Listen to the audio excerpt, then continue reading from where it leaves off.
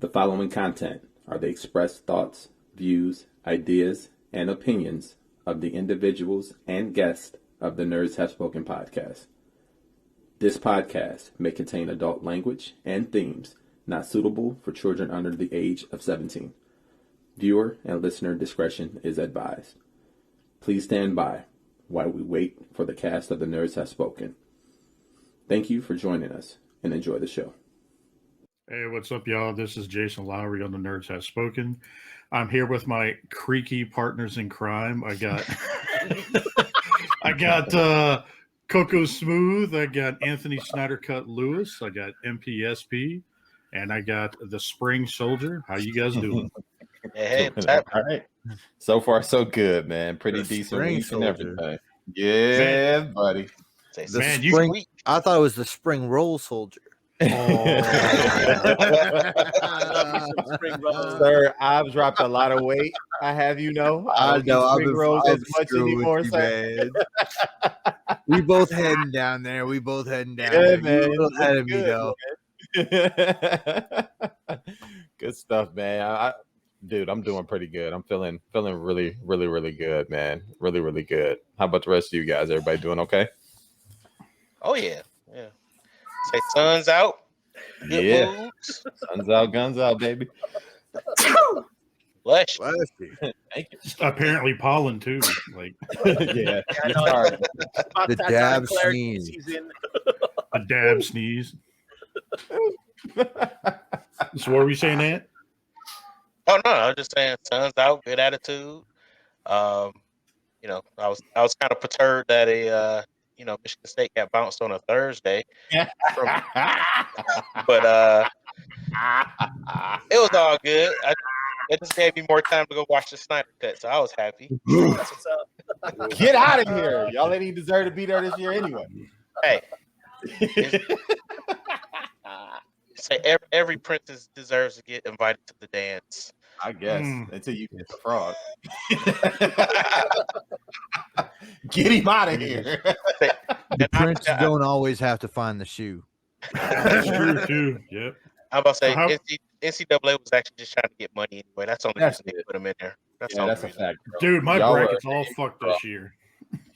I think a lot of people's bracket is jacked this year, especially with Alabama, not Alabama, but Texas getting popped. Oral Roberts, come on now. All right, Yeah. anyway, Yeah, I mean, but they're school, right? every year. Yeah, they're definitely a dental school, but they're always there. Like somehow, some way, they're making a bid for the tournament, man. Like Baylor's just a beast. Period. Mm-hmm. But that's the way the cookie. I mean, listen, 2020 was all jacked up, right? So why not this tournament? Pretty much all the big teams that were supposed to go all the way did not. Listen, my team, including fucking dude, that there. I almost called you to check on you and see if you was okay. Yeah, I was mad as shit. The last 20 minutes, I'm like, all right, we're not doing too bad. Oh, motherfucker! Like, man, that was crazy. I was mad as shit. That's what you call an upset. That was not expected. Oh, I was upset. All right, I can tell you that. Like, two of my teams were wiped out too, and they're legitimate. My teams, San Diego State lost, and UC Santa Barbara, my actual alma mater, lost. So shit, dude! Fucking VCU got past the first round. Bethany's like, yeah, because she went there. Anyway, So how was your guys this week? Why don't we go to CocoaSmooth? It's been all right, not gonna lie. It's just been me trying to maintain my sanity, with work at home. I fucking hate it, dudes. I really do. I miss going to my office where there's regulated temperature. And when you go to work and then you could leave the bad energy from work when you go home. But when work is at home, there's no escaping the bad energy, and I'm just like, gosh damn it, and I hate it. I don't want my house to be. You step out your front door, but you still come back to it. Yeah, that's rough. So other than that, things are okay. I'm glad. Ultimately, I'm really more happy that my dad's okay. Yes. Yeah. I don't know if the rest of the world is known this, but my dad had open heart surgery the other week, and man, that was scary times, man. It's like I tried so hard to play it off like everything was gonna be okay. But then I'm not gonna lie, there were moments when like, but what if he don't make it? And I didn't even get to say, goodbye and shit. And I was thinking to myself, he's the fucking clan champion, right? Mhm. And I didn't know if I could rise to the occasion of my dad because he's the man in the entire family clan, Yeah. So it was just, Well, it's the just good tough. thing is you didn't have to go through that, Yule. No, no. Thank goodness. Yeah, no doubt. And speaking of which, he's so normal. When he first got back, he went back to straight being an asshole that I almost forgot he went through heart surgery. Oh, damn. Like, oh, you look like you're okay, Dad. Yeah, Sure. he good, man. He good.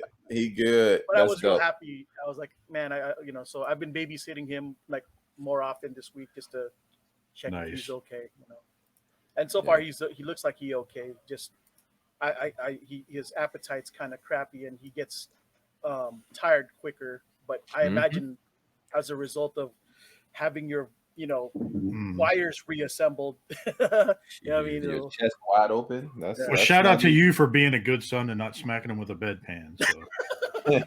Yo, that's a fact. Fucking Yule coming in like Stone Cold. Oh my God. Wow, that's a good drinking the beer, tossing on the ground. Yeah, no, but that was my week, man. That's nice. Good stuff. Let's see. How about let's go to our guest for the week. Let's go to Brammer. What's up, man? I had a boring week. Watched the Snyder Cut, some Winter Soldier, just chilled. Had to go shopping for my growing young Sasquatch. Yeah, I heard last night. So he's up to a size 14 now, right? You said yeah, size 14 shoe, 42-inch waist, double X t-shirts. Yo, so he's got you beat by a size 7 and an XL, right? Yeah. No. Yo, so you said wait, you said he wears double XL shirts? Mm-hmm. I might have some stuff for him, Brammer. Hit me up after the show. All right, man. He dude, it's insane. He's starting to make me feel small. Yeah, I bet. and I'm not the smallest dude in the world, but yeah, he's gonna be a monster. He's already 6 feet tall. Dang, he a big boy. Nice, Size dude. 14. Lineman, defensive lineman. Yeah. Hey, Brammer. I mean, just to kind of help you out a little bit here, let me share my screen real quick, so you don't feel inadequate about your height. They make shoe lists from Amazon real quick, so you can have that shit to order. Oh, sweet! Oh, look, and they even got the Max Pod. Yeah, they even got the gel in the back. I'll send that to you. All right, bro. Give me some lift. Yeah, you can sit out my way too.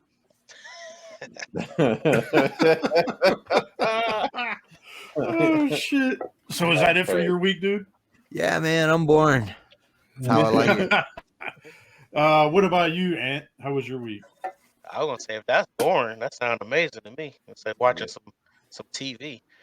But regular work week, but the weekend started out strong. Got some good shows, Snyder Cut, Falcon Winter Soldier. Yesterday was a smash. I got to watch two hip hop legends, Raekwon and Ghostface, go at it. Oh, I missed that, dude. And it's still up on their Instagram, on the Versus Instagram. It's like 2.5 hours of just straight fire. Yeah, I'm straight on that. 2.5 hours. Oh yeah. Dude, I'm gonna need that on another weekend because I just spent 8 hours watching the Snyder Cut twice. Like I need a break. Yeah. The Wu-Tang battle was the soundtrack to the Snyder Cut. But yeah, Ghost and Ray are like two of my favorite Wu-Tang members. So it was pretty cool. And then like they got so many collabs together. So yeah, they're going back and forth, and then they tag team on a couple of tracks. So man. It put me all the way back like in late 90s, straight high school right there. Nice. So, and then I had a toy show to go to today. So, well, my bad. It was a comic show with a little bit of toys there. But, did you walk away with anything? Oh, yeah. Stuff seems to find me. So. What was that? Knights of Columbus or? Yeah, the Knights of Columbus. Because Yeah, they actually always had having some they had issues. another one in Grand Rapids, and I was like, yeah, I'm not gonna make that drive today. But Dang, dude, my brother was out there today. He just got in town again this week, man. Had I known, I probably would have just rolled with you. yeah, I Damn. wasn't going to Grand Rapids, man. Nah, dog, it's 2.5 hours. Be quiet. Yeah. We could have did it. Oh, It's like a trip to LA from here to San Diego. like, that's nothing. I say we'll literally be taking this car from the car right now. That's a fact. Fuck it. We do that stuff anyway, so. There you go. That But was yeah, fun. good week. No complaints here. Nice. That's what's Well, what up. about you, Eric B? How was your week? My week was pretty darn good. So my birthday was on Monday, and celebrated that. Hung out with my family a bit that day. Got off early. I was supposed to get off at 8. Got off at 6. Because my coworker came in a little late, so he said he'll stay over, which was great. Worked on my basement a little bit more this week. Got a little bit more done. Sorry about that. The squeak. That's me. Then I also had a daddy daughters dance, a virtual daddy daughters dance on Saturday with the organization that I sit on the board for. It's called Fathers on a Mission, aka Foam. So we had our first annual daddy daughters dance, and this one happened to be virtual just due to COVID. So did that. Got my crazy workouts in this week. I'll talk a little bit more about that in the halls because I got some stuff from that. But that was pretty much it, man. Just it was pretty much a low-key chill week. Caught the Snyder Cut, of course, which I was excited about, as well as the Winter Soldier, Falcon and the Winter Soldier. Got to see a reveal from SH Figure Arts from that. Not the reveal that I wanted to see, because I need them to hurry up with a freaking Quicksilver and Vision for Lord's sake. But it was a pretty cool week, man, nonetheless. What about you, Lowery? Oh man, my week wasn't too bad. So, typical work week, and Thursday I went to go get my COVID shot, and for some reason I ended up feeling like shit after getting the COVID shot. The first one? Yeah, the first one. And wow.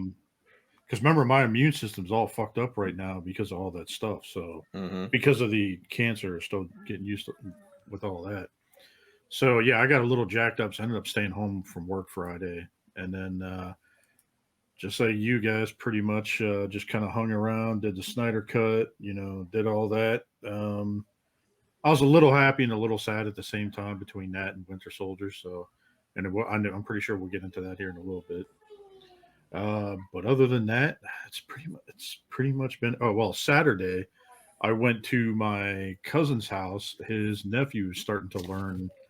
He's in high school and he's starting to learn to do drafting and drawing and stuff on the computer and CAD. So I went over there Saturday with Bethany and we had dinner with them. And I went over to get him some pointers, tips and tricks and everything else, and help him kind of show him on some of his assignments because he had some questions on assignments that he wasn't familiar with. So I kind of helped him with that, and then came home last night and did the Saturday night meetup until 2:30 in the morning. That's why I'm tired of shit today. There's somebody else on the cast here today that was with me. Oh yeah. So, but it was fun last night. But I'm tired of shit today. So, but that's it for my week. That's what's up. Well, you ready to get into some hauls? A little haul action? Sure, man. I hear some plastic. That plastic. Yeah. Well, since you asking about plastic, let's start with you. What'd you get this week? Okay. Question is, what I did get this week? I kept it light. Got to keep it light. Can't be spending that stimmy all in one shot. Yo, that's a fact. You got to spread it out so they don't notice. Oh yeah. He don't have no day to notice no more. He good. He spend whatever you want on whatever. Me on the other hand. So I got to hook up with a couple of McFarlane stuff. End up picking up the Batman Death Metal, and it looks sweet. Got this leather trench coat, the little Sith or whatever, or Scythe or big ass axe. But you can't have this figure without his bone motorcycle. So yeah, that's nice. Yeah, so that's a little more. I picked this up from Matt Nirvana. He was at that toy show today that I went to. So he's always hooking me up with some good deals. Glad to pay under retail as always. Nice. And then I got the hookup. Went to Nerd Out. Picked up the Street Profits. Oh, nice. Look at Yeah, that. Angelo Dawkins and my boy Montez Ford. So just in time for WrestleMania is right around the corner. I think they actually might be defending, no, I don't think they have a tag team match tonight at Fastlane. But I'm glad to finally get those guys. And then to round it out, keeping it sports centric. We got the McFarlane, Rasheed Wallace, and Ben Wallace 2-pack. Nice. Nice. Cool. You know, I got the rim for that. Yeah, me too.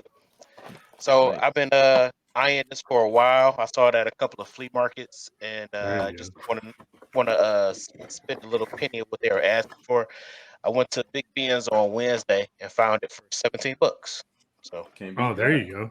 yeah, so it looked You got like a some whole little row of that stuff still back there on the bottom shelf by the comics. Yep. Well, they moved it to one of the center aisles. But I mean, like, it's very few Detroit stuff left in there, but he has a ton of other random basketball and football players. So that wraps it out for Halls. But yeah, I'm glad to get that Rasheed and Ben, because it actually their jerseys that they have on, they actually have the Larry O'Brien trophy on there from 04. So Cool. Nice. Fire. Nice. Fire, bro. That's a nice haul.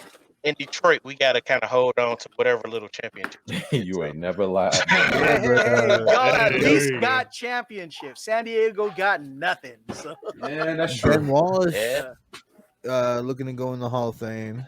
Yep. Hopefully And, he deserves it. They put him on first ballot nomination or something like that.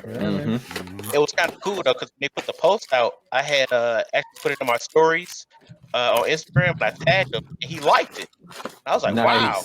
And then I was like, he don't follow me. He just liked it because his name was tagged. That wasn't even him. That was an auto tag or something like that. Oh yeah. Hopefully, whatever PR person he has running his Instagram. Yeah. Hopefully, him and Chris Webber can make it in there, man. Because that'd be a nice for the Detroit's sports celebrities. So that'd be great. Yeah. That'd be great. Good stuff. Coco, what about you, man? It was a light week. Mostly comics, but the plastics that did come in, I was pretty happy with. My death metal Batman showed up. Nice. I was gonna say it had to have been pop related. Yeah, him and his guitar. And this came in from China. I have no idea if it's counterfeit or not. Oh shit! I have no clue. Now, what figure is that? Could you for our audio listeners? It's Bosk from the Bounty Hunter lineup. Remember from Star Wars? Oh yeah. Yes, yeah. He was in Boba's circle. Mm-hmm. Yeah. And sadly, I spent way more than I should have for this, and I only found out that GameStop is going to be releasing the entire Bounty Hunter lineup. Oh, wow. You know you're gonna buy it. Come on now, don't lie to us. No, I will. But the thing is, had I known they were gonna do that, I wouldn't have bought waited. this. Yeah, right. I would have. Yeah, I would have just picked up the other thing. And so well, it'll have GameStop stamp on it, so you good. Yeah, I was given a gift. The last. Yeah, sure. Seriously, I'm not even joking. What is that? Number bobblehead? 18 for you? He's like shaking his head. Yes, look at that. This was the Hasbro one where I guess when you touch his head and something starts doing. Yeah, I got that for Kate. The automated one. Wow. Yo, he's gonna have that in his bedroom, and that shit's randomly gonna come on like it's possessed. You know that'll scare him. Yeah, it would. Yo, I got Kate the Babu Frick too. I was thinking about getting that one. I like Babu Frick. His Funko Pop is so much. It's like $60-$70 plus. Damn. Speaking of which, my Cara Dunes are going up for all my Cara Dune pops are going for a lot of money now. So I'm pretty happy that I got that for no, it's time to sell those. Flip them. Sell them. Yep. I'm a Get the fan, money. dude. I'm not. I'm a hoarder. I never learned how to Get the money now flip because anything. they get the money. I'm thinking about flipping that Black Series, man. I Yeah. got that. Yep. Yeah, while got it's still money. hot, you might as well. Yep. Yeah. If Yep. you're not attached to it, do it. Said they're going for $150 to $200 right now. Mm, Yeah, and Mhm. people are buying them. They are buying them up. That's right. Yep. So if you're listening to the Nerds and Spoken podcast and you like a Cara Dune Black Series figure, hit us up in the comment section. That was Good it for stuff. my week, guys. Just so Nice. What about Nice, you, Brammer nice, Lamb Lamb? Oh, me? Mm-hmm. This buzzard came in. Hey, Oh, fuck McFarlane. I still haven't gotten mine yet. So Kickstarter one. this is Kickstarter Yeah, the dude. spawn. this It is the looks modern good. body, and I put the classic head on it. And so since I had to Nice. open both of them, I gave my kid the classic body. Oh, aren't you? Now, I is got that cape him. one giant solid piece? No, man, it It folds? Okay. yeah, Mhm. dude, Okay. you can fold it back, you can fold it around him. No soft cape though, right? No, No. No, I'm going to talk to that's a- Chan about making a soft cape for mine whenever it shows up, if it shows up. But yeah, Now, actually, so you Pretty can dope. remove that cape though, right? no, Just peg it back. not unless you're gonna be shaving it with a Dremel. Really? Wow. Mm. Yep. Yeah, I've seen Yeah. somebody already put a soft cape on there, so they must have done that. They must have used a Dremel to get it off. What's crazy though, Nick, is shout out to you for getting two of the right ones, because I know people that's ordered the 3-pack and they Yeah. got 3 of Yo, the same figure. Yeah, that happened to a friend of Ooh. ours. He was posting that up the other day. He was pretty Well, pissed about that. I haven't opened the second trilogy box because I want to just ship it as never opened, still in mailer. Mm-hmm. So maybe that second trilogy is fucked up, but I'll never know. Yo, sell that shit high on eBay. Get rid Hell of that yeah! shit. Be like, I trade you a Unicron for it or something. Oh, nice. That is Oh, a yeah. good one. Kingpin. Baby, big kingpin. Are you keeping it on card or are you gonna open it? Oh, I'm opening that. I open everything. Ain't nothing Yeah. on card in this house except my Damien collection. Nice. Then to piggyback off Ant, we Ooh, got there you go. Okay. Elite There you Undertaker. That face is dope for an Undertaker likeness. Agreed. Mm-hmm. They So nailed wait, is that the current Undertaker? I don't know, man. it. He looks a little. He looks a they're little saying Does older. he look young or pretty old much. as fuck? Nah, looks it's pretty older. much- yeah, they're saying it's the 2020 version. It's Okay, the yeah. 30 It's years. a Yeah, retirement. Yeah, yeah. that's cool, man. Because It's I know they weird. came out with the Decade of Domination, or Yeah, they've been pumping out Undertaker figures Mhm. pretty good the past like 6 months. Am I smoking crack, or was Undertaker a ginger first, and then his hair Oh, just yeah. turned black? Oh, when he's big red, Yeah. that's when he he- was down in NWA wrestling, I think. Yeah, It's he like the big red Texan or something like that. yeah, Booger Red. Yeah, he was Booger Red. Master Pain, Mean Mark Callis. Calloway. Oh, yeah. And then he did wrestle under his own name for like Smoky Mountain or something, or before that, Oh, like I used to something, love Smoky Mountain wrestling. something in like dude. Memphis, I think, is Mean Mark Calloway too. Mean Mark. Oh, okay. Yeah, Dude, yeah, yeah. remember when he first showed up, and his main gimmick that everybody was so impressed with, other than being tall, was him having like cat-like grace on the top ropes. Yeah, he used to walk the rope What? Yeah, we're like, what? No way. as a 7-footer, like Yeah. him to walk that rope. But I mean, yeah, he's holding on to somebody's arm, but still, like, yeah, I remember that. Mhm. Then Oh, Oh, nice. there you Oh, Silver there black. you go. I can't wait to Yeah, pop this open. the black surfer. The Right, Black man. Surfer. Yo, you read King in Black, he's pretty important right now. Mm-hmm. Nice. Yeah, so that's my haul for the week. Good Hey, stuff, that man. walk- Everybody got some good stuff. That Walgreens Silver Surfer, were you able to? Did he have a whole bunch at the store, or? I have one that if you need one, I can get you for just retail and shipping. Oh, I'm Oh, okay. nice. But I was Nice. just asking because I don't know. It just I seems have like a second. I saw two and I grabbed them. Okay. Nice, So it seems like those Walgreens exclusives, at least in our area, I mean, they go up quick, but it always And they depends out on the quick. character. Because some Yeah. characters, you go in there and the pegs are just still full. I'm like, y'all still sell this thing? It came out 2 years ago. Not those Yeah, Moon yeah. Knights. Those white Moon Knights left quick, dude. Mhm. They were Yeah. gone. I Emma grabbed Frost Randy the is two. a huge peg holder around here. Yep. Emma Frost and Medusa too. Medusa, Yeah, yeah. Medusa. Oh yeah, that one. That Yeah, they, no doubt. I went to Walgreens the other day and there's still one sitting there chilling. Yeah, same thing with me today. I had to go pick up Yeah. some vitamins, and I saw it We sitting got on the shelf. we got like half a dozen at the one right around the corner. No Zartan though, and Target jacked me out of my yeah. Zartan. I still need a Zartan, unfortunately. But it is what it is. Mhm. Lowry, what about you, man? Should we back up the Brinks truck?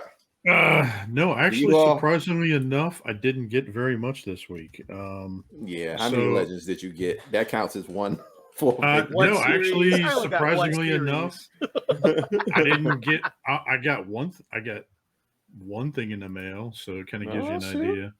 Sent some tires for the Echo one. Yep. What? Exactly.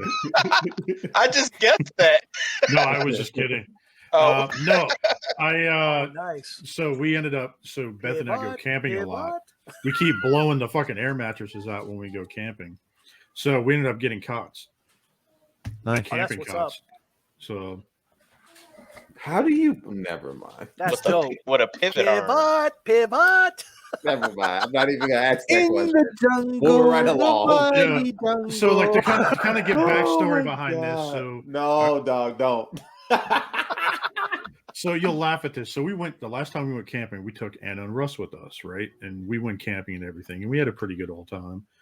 Well, Russ has never really been camping in his life.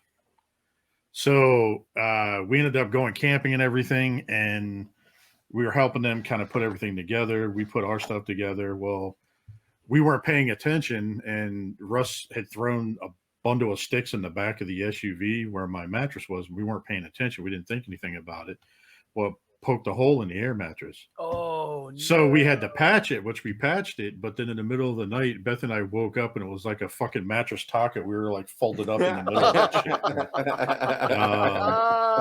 shit. So we were mad as shit. I got out of bed and I ended up sleeping in the SUV, and she slept in the rest of the air mattress. Because if it's just her by herself, she's fine. But with the two of us, we both folded up in the middle. It's pretty funny. So I went the following morning to get a new air mattress and brought it over. Well, I didn't realize there was a hole in that one too. Oh my god! So we woke in the middle of the night, and I was like, "Fuck this!" I was like, I just went right out, slept on the ground with a fucking mattress pad or whatever it was that we had, and I just slept on the ground. She slept in there on that. But we got tired of it. So this year we're like, screw this. We're not buying any more air mattresses. We're going to buy these cots. There you So go. we ended up picking up these cots. So that's what I got in the mail. Nice. That's what's up. That's Cots what's are up, fun. man. When I was That's in the literally Army, cots were my best friend. I bet in the military well, for sure. I did get something else I got in a trade. Oh, Package nice. waistcoat last night Prime. Yeah, how is it? It's just as good as the other one. Yo, I thought about picking that up, man. Well, it's not no longer good as the other one. No, that was another box that fell. Oh, nice. If anybody wants to buy it, no, I'm just kidding. What are those but, things going for? Like not $199 now? Or that was the same as that was the deluxe version, so that was like two something. But I ended up getting that, and like basically I made a trade for something else, and they PayPal me, and I ended up sending it over and picking it up. So nice. That was pretty much about it for my week. That's what's up. That's what's up. Well, I'll go through my very light haul as well. So the MyRock guys ordered me for this to go for my birthday, but it ended up getting delayed. So I ended up getting Call of Duty for the PS5. Nice. I'm happy about that. So now I get to explore my headset and really feel the difference in this new controller, because from what I hear, when you shoot an AK, it shoots like that on the controller, but when you switch over to a handgun, it literally feels like you're shooting a handgun, which is dope. Yeah, that's how it is on the Xbox too with the new one. It's pretty cool. No, it's different. Like the controller is totally different. The way it's set up, like it's something exclusive to the PlayStation, which I can't wait to test it out. And then my my girls did a really good job of hooking their dad up. I got a gift card to Tropical Smoothie, and there then you go.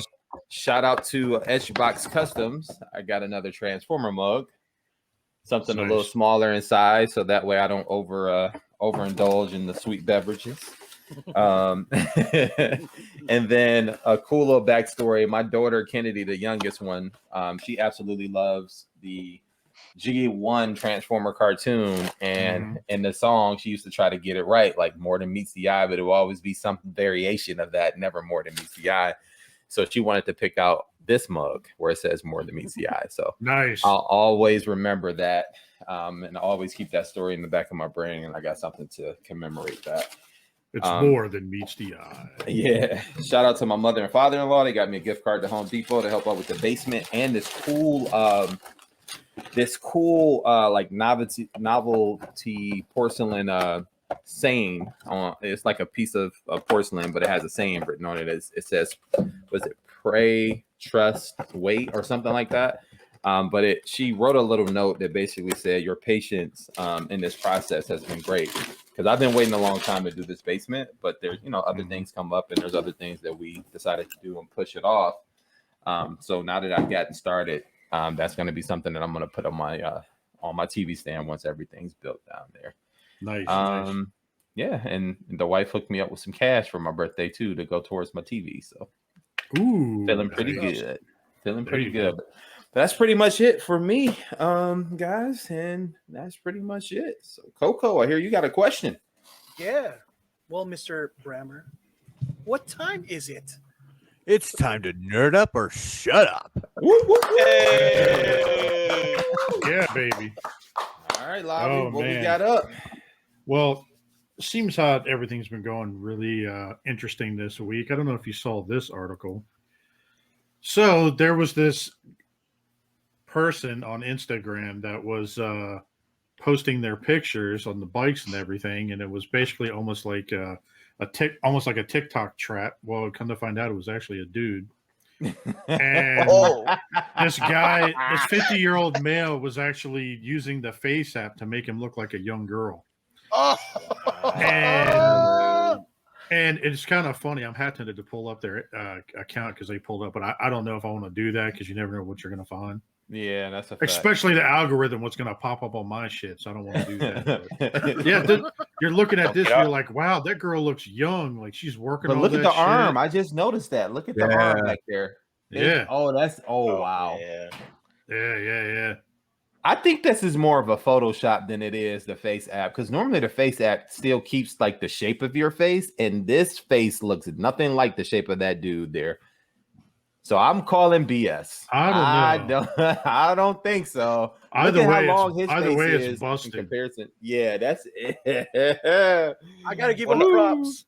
Look at the pic of for getting thirsty him on the motorcycle. It's like the head is smaller than the body. Yeah, something don't seem right. I think that's more of a Photoshop than it is the Face app thing. Either way, it's still a trap. Photoshop. All I'm saying is, if that guy got paid because of all these simps, then great job, dude. Great job.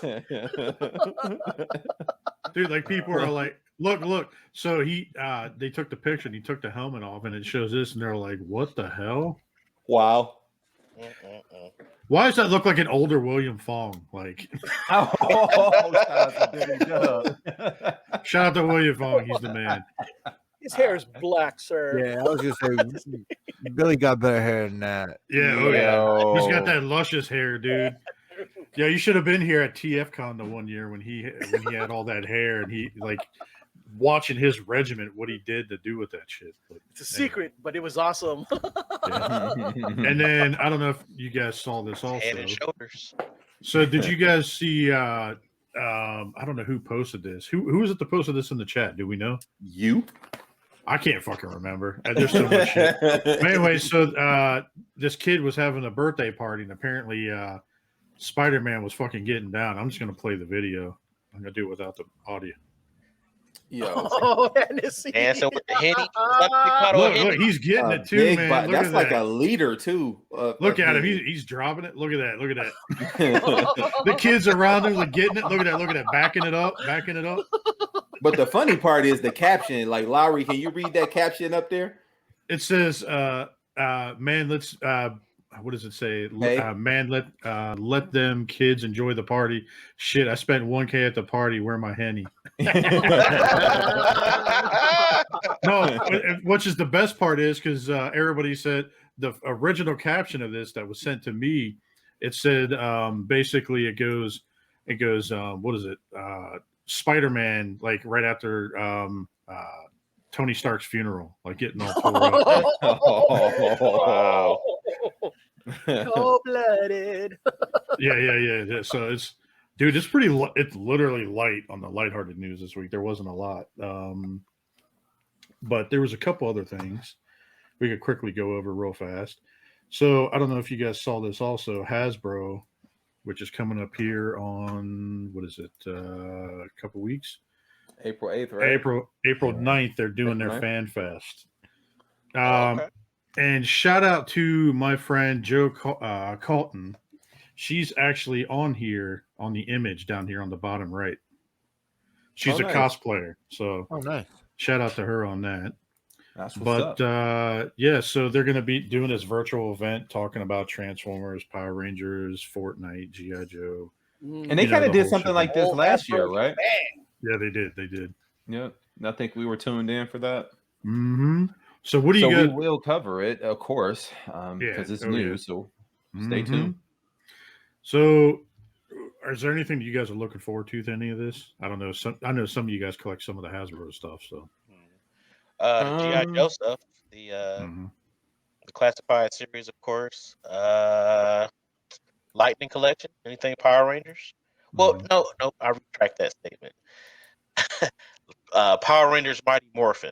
If it's the first season, I'm good. Anything else after that, I don't really follow it. This is true. Like if I was a Power Ranger collector, that would be the only thing that I focus my attention on. Yeah, I'm just a Tommy collector. Yeah. Well, he's all 30 years by himself. Pretty much. Yeah, no shit. I'm looking forward to seeing what the G.I. Joe stuff looks like. Like, I'm hoping out of this 6-inch line we finally get something more retro. Like, I want a better looking Storm Shadow. I want to see how that comes out. See if they tease anything for the movie, the Snake Eyes movie that's coming. And then Transformer wise, I'm hoping they have a better Pulse project that's coming too, or maybe not Pulse, but what is it, HasLab, or even from the Marvel Legends side. Let's see if they got something else. Crowdfunding. Let's see if we can get a Blackbird or something like that, or if they got some 90s X-Men Legends that I know the top shelf companies are not going to make, like the Figure Arts and the Mayfix stuff. Let's see what they got for that, because there's a couple pieces that, like Pharaoh, we need a Pharaoh for the X-Force crew, and we need a proper Wolfsbane for the 90s X-Men type stuff, the X Factor stuff. So let's see. I need them to do a Werewolf by Night. Like, I want that shit bad. You know what I mean? I like the one-off weird characters. But for me, like, what I'm excited about is to look at the Transformers stuff, what they're gonna do for the next Kingdom wave and all that other shit, because they hadn't even shown the Galvatron.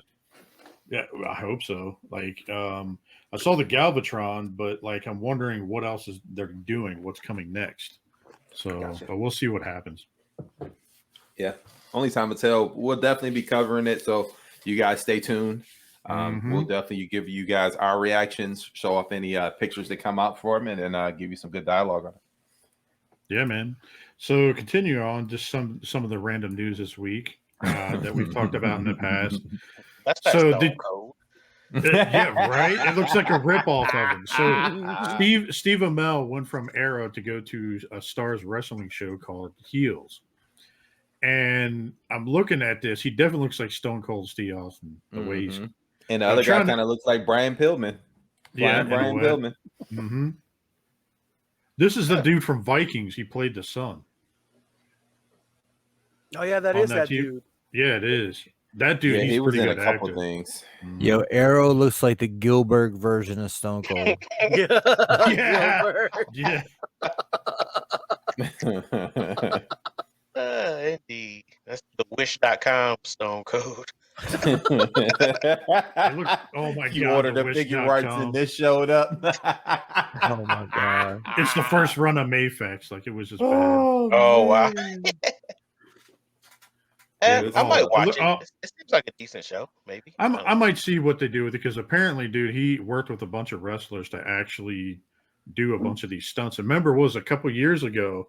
Yeah, he was on AEW. He did stuff against like Gold Dust and some other people. So he fought well, what was Cody's Cody. version? Stardust. Yeah. So I mean, he had a decent match. He's very athletic. I mean, he was able to jump the ropes and things of that sort. Nailed a couple of moves. So we'll see what this I have show comes out. absolutely zero desire to see this show, dude. But I kind of hope, for the sake of him, because I do love him as an actor, that is somewhat successful, so that way we can bridge him on to the next thing. I kind of hope it's like The Wrestler, the TV series. Oh, So yeah. these guys That getting movie fucking was blown good, out on fucking somas and shit. Oh, yeah. Dang, that movie was so good. What real jobs they work when they're not wrestling? Yeah. Oh, dude, that'd be funny as shit. Like male strippers or something fucked up. Like, maybe they'll look like dressed up in like Spider-Man costumes at birthday parties or some shit. Like, Yo, getting Buff twisted. Bagwell is a fucking male escort. What? I can believe that. Yes. Vicious and delicious, and he's delicious. Oh, I Buffy love Bagwell. That guy's dope, dude. I'm Yo, about he to was say, one of my favorite wrestlers to play Buff with on and I'm the WCW Yep. on the video game. And I wonder what his mom would think about that. Judy Bagwell. I hope this is done kind of like Boogie Nights style. Yeah, I mean, because like the Oh. only movie we had about wrestlers made me fucking depressed, but I love that movie. The Wrestler The wrestler was good. Yeah. made me sad, but It was a good one, but it was sad. Yeah. Continuing on here. So, did you guys see? What? How? I don't know how you can do this. That doesn't even make sense. They died at the end of the second one, right? Maybe it's a prequel. They're doing that shit again. I don't know. It's kind of interesting. I mean, dude, he's doing the Mighty Ducks again. So Yeah, on Disney Plus. Yeah. What Are were they you going saying? to DH all of them? I hope not, dude. Like, if at this point, The old guns. The old guns. Oh, okay. Yeah, the old What you guns. call old guns 1. The old pistols. Like, I don't know. Because like Lou Diamond Phillips is like half of the man he used to be, like size wise. He's a small dude now. Yeah, like he's on that show on Fox, Prodigal Son. Well, I mean, he is. That's a good show. Well, he's not going to be any smaller than Estevez, though. Yeah, he's a tiny pup. And yo, Kiefer Sutherland is gonna look like the Crypt Keeper compared to what he looked like there. Yo, speaking of Kiefer Sullivan, dude, I got to find The Lost Boys on Blu-ray. I have to have that movie, dude. Like, that's such a phenomenal movie. Nice. Lowery, I know you got a copy just sitting around somewhere, Top 20. digital man. Easily in my top 20. Breaks into my top 10 from time to time. No, Dude. but I used to love these movies back in the day, the Young Gun films. Like they were pretty badass back then. No, agreed. Which is why it's ridiculous that they'll be called young guns when they're this old. The old farts. Maybe it's like the illegitimate love child of like Billy the Kid or something like that. Yo, if they were smart, they'd scrap the Young Gun. They could call it Young Guns 3, but like have the undertitle be like The Regulators. Oh, there you go. Yeah, that makes more sense. Yeah. There you go. And Or just call it The Regulators. That's it. Yeah. Done. Yeah, it's gonna be interesting to see how this plays out. We got to wait for more details. It'd be Let's so see how- dope. And they use Warren G as the soundtrack. Like Young Guns was like the gateway drug to like Tombstone and shit, you know? Oh yeah. Tombstone, phenomenal movie, man. Love that Phenomenal movie. Oh yeah. That and what was the other one? Unforgiven.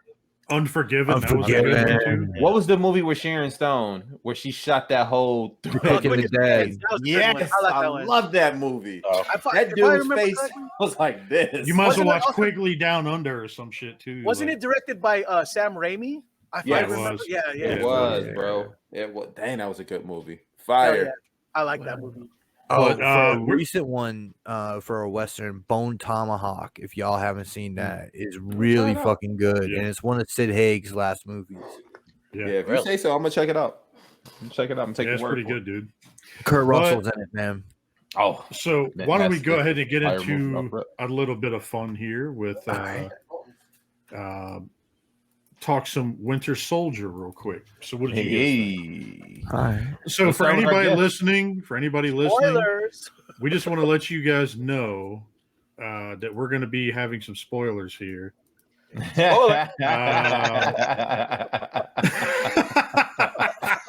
Spoiler alert. What happened to the Mustang, man? Get the Mustang out there. I got that one coming. But yeah, so what did you guys think? Let's start with MPSP. I thought it was a good start to something. But they made another Marvel mistake. I don't know if I was tripping, but did they kill Batroc? No. I thought he was dead. Within that explosion? GSP got away by the skin of his teeth. Trust me, I'm a huge so GSP fan. that was one of my things. I thought they killed Batroc, which they didn't, so that's good. But otherwise, I thought it was good, like just to ground it in something realistic. The production quality is amazing. This is movie style fucking filmmaking on television, and it was beautifully done. Yeah, I agree. And also to add to that, we don't know if they killed him or not because they didn't. It's very ambiguous, kind of like in the Marvel vein of things there. So they fought in Winter Soldier. They fought on the boat, but then beyond that, him and Captain America. No, we're talking about the guy that you're talking about. The guy who fell out of the. You're talking about Batroc, right? Or no? GSP. He fought Captain America in Civil War on the boat. Right. Yeah, this is after that. Yeah, and in this he fought Sam. Yeah, in that helicopter scene, and then the helicopter blows up, and then he barely gets away. Maybe we don't know because that explosion.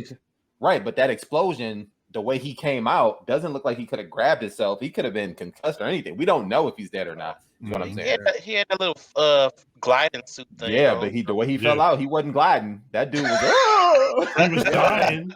He looked like so what'd you think of that flight scene in the beginning? Like, that shit was that whole thing made that entire movie. When he fucking jumped through like the middle of the fucking thing and threw the bomb up, blew up, and take off, I was like, fire, dude. It reminded me of a Millennium Falcon scene. Yes. Going through the. I mean, just camera work alone on it, because even the close-ups on Anthony Mackie's face, I guess they had like a camera posted on like a harness or something on front of his, either on his shoulders or maybe hovering above him. But you can actually see his head movement. You can see his cheeks move and shit. Like so when he was gliding left to right, you actually see how he's like forming and swaying off to the sides. I'm like, wow, that's pretty cool. Because I think I did see that type of camera work on another movie where they were following like folks riding motorcycles, and they had cameras mounted on their helmets, but it was facing them. So I mean, the camera work just for that flight scene alone, I was like, that's movie quality right there. I mean, you're not gonna see that stuff on Fox or CW or.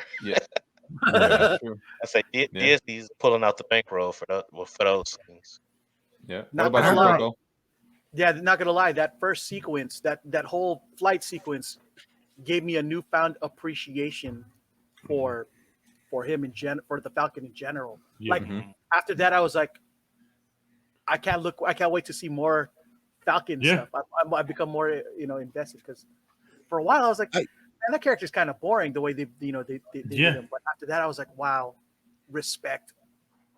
I heard a lot of people online complaining about Redbird, but I kind of like how they handled it. Yeah, I dug it.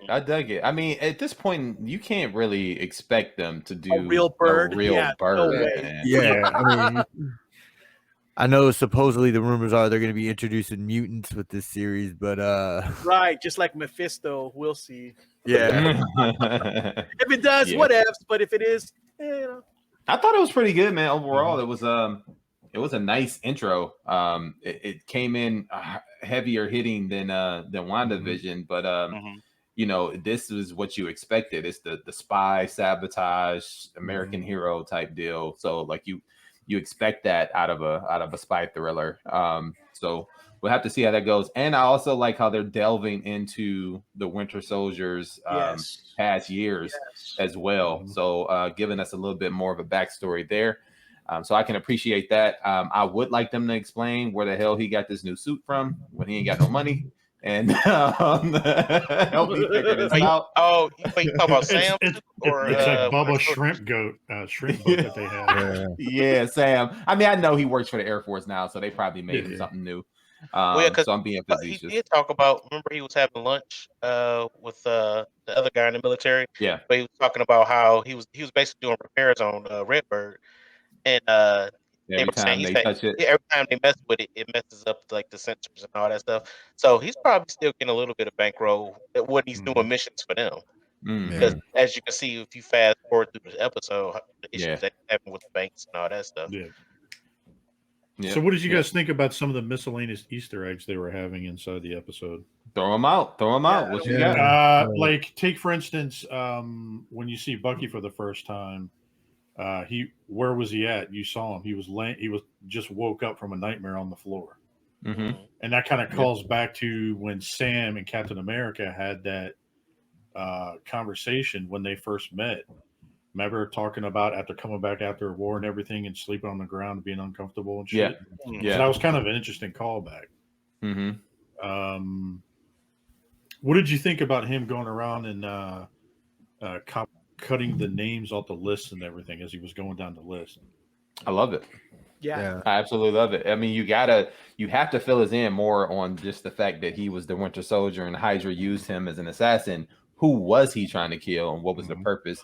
And I think that's what we're getting now. And then also now he's trying to make things right by then taking out Hydra agents for the U.S. government as an undercover agent to atone for his misgivings. So I love it. It's a nice full circle for that character. No, well, it was also kind of funny too. Bucky did the same thing Captain America did when he had a book and he was writing all the miscellaneous shit down. Because when you saw him flip through the book, it had other shit in there, just the name on the list. It actually had music and food to try or some shit like that. You know, like what Sam told Captain America, and so it was kind of interesting. That. Yeah. Let me hit these lights. But guys, what were you saying? With Sam, with Bucky, didn't they basically say that he was done with the nightmares in Endgame? Like when Shuri brought him back. He was supposed to heal. She's fixed, quote unquote, I think was the word that they used, right? So I was a little confused about that coming in because, he was supposed to be done with the nightmares by now. Yeah, but I don't think he said that he was fixed. I think if I can remember the dialogue correctly, and don't hold me to this because I don't remember it 100%, but I think he was saying things are getting better. And then the next thing you know, he's right back into war, which probably triggered all that stuff to come back because now he has to then go back and fight, even though he's on the good side of things.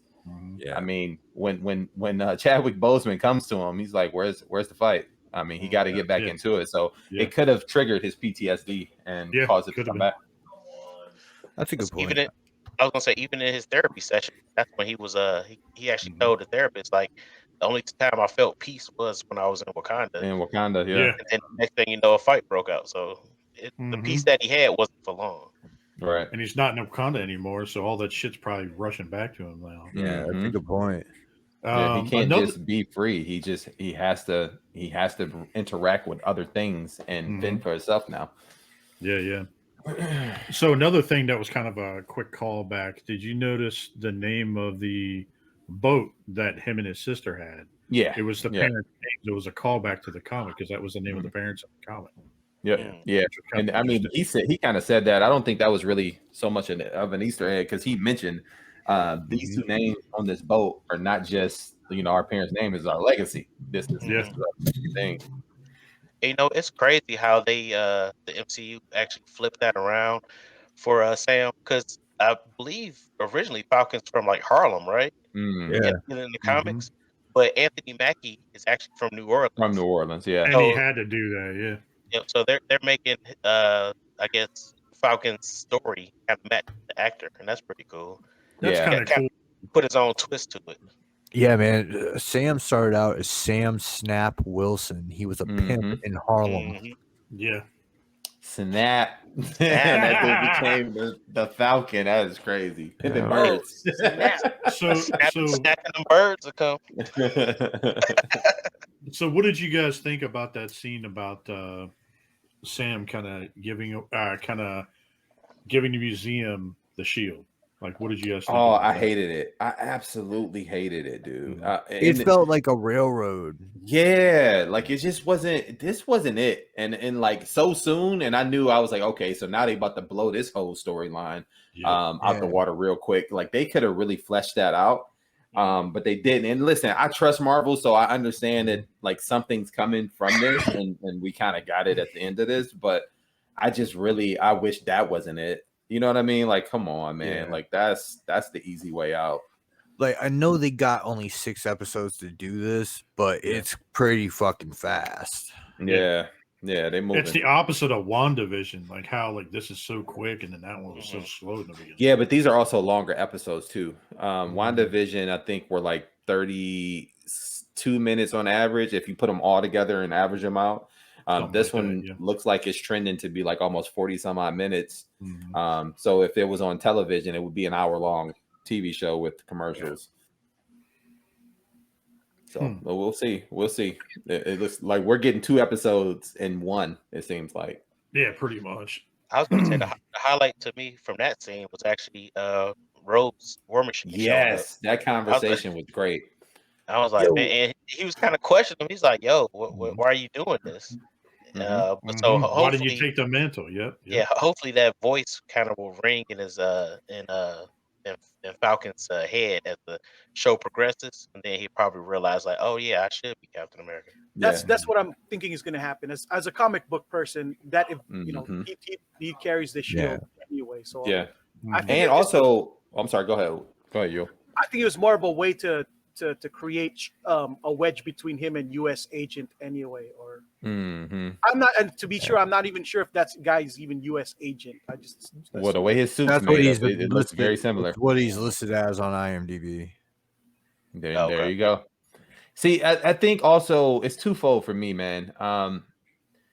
In today's climate and everything we're dealing with on like the social political spectrum of things, the fact that they even teased at the fact that this black man can be Captain America for the country, I thought was also pretty good, and I wanted them to kind of flesh that out. And I know they will. I know they're getting there. That's where they're getting to. I just felt like, oh man, don't do it this soon. Like, just don't let it go that quick. Like it comes with so much. That shield comes with so much respect and so much honor, not even just from Steve, but just the rest of the country and in parts of the world. I thought it would have been pretty cool to see that fleshed out, but I just got to be patient. Speaking from like the social justice, aspect of it, it'd be cool as fuck if they brought the truth into it. Yeah, that's what I'm hoping that they're gonna do eventually. Yeah. What was his name? Was like Isaiah Washington. I think Isaiah Bradley. Isaiah Bradley. You right? Yeah. Yo, if they do that would be dope. That would be dope. Yeah. Well, actually, we might see that because I'm not sure if you guys pay attention to like even the opening credits when they're showing like little. Was it the open? They showed the pictures. It's the closing. They show pictures, but they don't give you names on certain people yet. Yeah. I'm about to say, who else could be that old black guy? Yeah. You're right. Or it could be Blue Marvel too. Oh, that would Jesus. That would make a lot of people happy. So what are you saying, you? Just so you guys know, a lot of people are banking on the truth being introduced in this series. So that book right now is going for is skyrocketing. Yeah. See, I didn't even know that. I was just like spitballing. And I was like, I keep track of the comic book prices because I'm a speculator. So yeah, and that's one of those books that are in the top 10 right now as far as people speculating on being relevant with the MCU. So Nice. it's funny you bring it Nice. up, Nick. Now, what did you guys Heard it think here about? Go ahead. Go ahead. No, I was saying you heard it here first. If you got to get those books, hold on to them. Yeah, we're going and to if start anybody- charging for this information. Yeah, no shit. And for anybody who wants to know, look up Yule on CocoaSmooth on his social. So that way, if you start selling shit, you heard it from us first. Yeah, 5%. You'll hit Yep. that tax. Your boy's a dragon. I don't sell things. I hoard things. So, what did you guys think in the episode towards the end when they started to announce a new Captain America? I guess you would say. I'll wait. I'm gonna let everybody go first because I got a rant on this. I knew it was going to happen because yeah. U.S. agent was gonna have to be introduced at some point. Mm-hmm. And he's a very polarizing figure because he's a conservative. Ever since I've known him in the 80s, he was a conservative character. Yeah. But a flawed guy, but good intentions, but always seems to be in the wrong side of bad luck situations. So, And his origin is really tragic. yeah. Yeah, that's true. So why don't you, for some of our audio listeners that don't know, why don't you talk a little bit about the origin? What you think behind it? He was a soldier, and he was out on a deployment, and his family was killed by a racist watchdog group called the Watchdogs. Damn. Yep. So I wonder if they're going to bring any of that into this, or are they going to kind of switch things around? I They don't might. know. We don't know. Especially with that group with the hand thing on The flag on the smashers. helmet, the flag Yeah, Flag smashers. Smashers. That could be, That could be the new version of the Watchdogs or something. yeah, And it seems like they're somehow super enhanced. yeah. Right. Because they are like that dude jumped out that window. And Yeah, just when he straight kicked Iron that, Man he dropped kicked that down. guy and threw him far back. Oh shit! Mhm. Yep. Yeah, I mean, so for me, dude, like I love everything about the U.S. agent overall. I think if you look at the stories back in the day, how he becomes Captain America at some point, takes up the mantle, then goes back to the U.S. agent when Steve Rogers comes back, so on and so forth. That's all cool. But the guy that's playing him, I know. this looking guy that's playing him. That too. I was No. like, Andy Gump. Why what? him? Like this All right, dude. so- This dude played in The Wire and played a simp there. He played in something else. And like I can't see him as a villain, quote unquote. Like Dude. I just can't.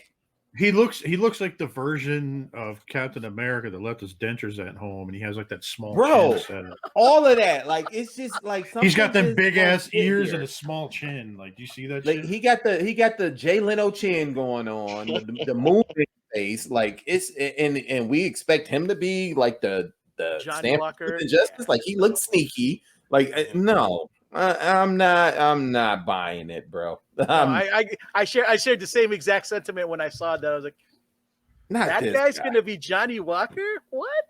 Not this guy. Maybe they did it on purpose because if you think about it, they're using him to be a replacement for Captain America. But from an audience standpoint, everybody's looking at him like, yeah, this guy just not fit.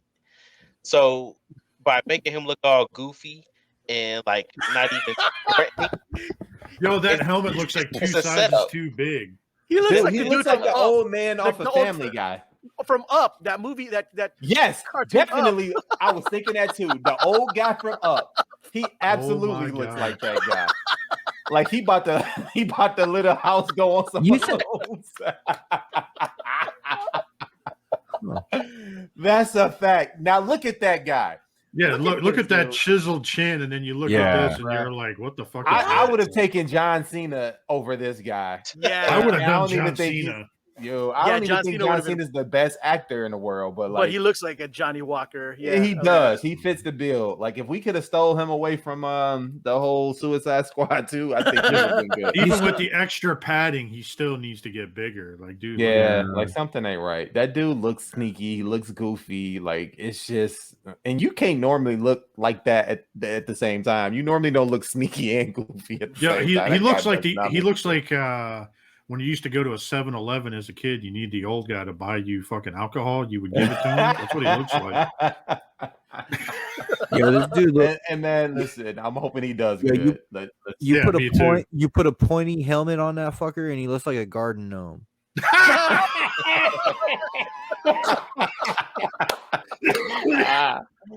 Absolutely, good one, Brammer. Oh my god! I Should I Photoshop that shit this week? I dig the suit though. I dig the suit. I think the suit is there's something going on here. So we'll see. So maybe something that happened to him throughout the series to make him more menacing, and that's when he'll flip, and they'll probably realize that he's not the guy who should be Captain America. I wonder, are they gonna force that bad batch of super soldier serum on this guy? I wonder.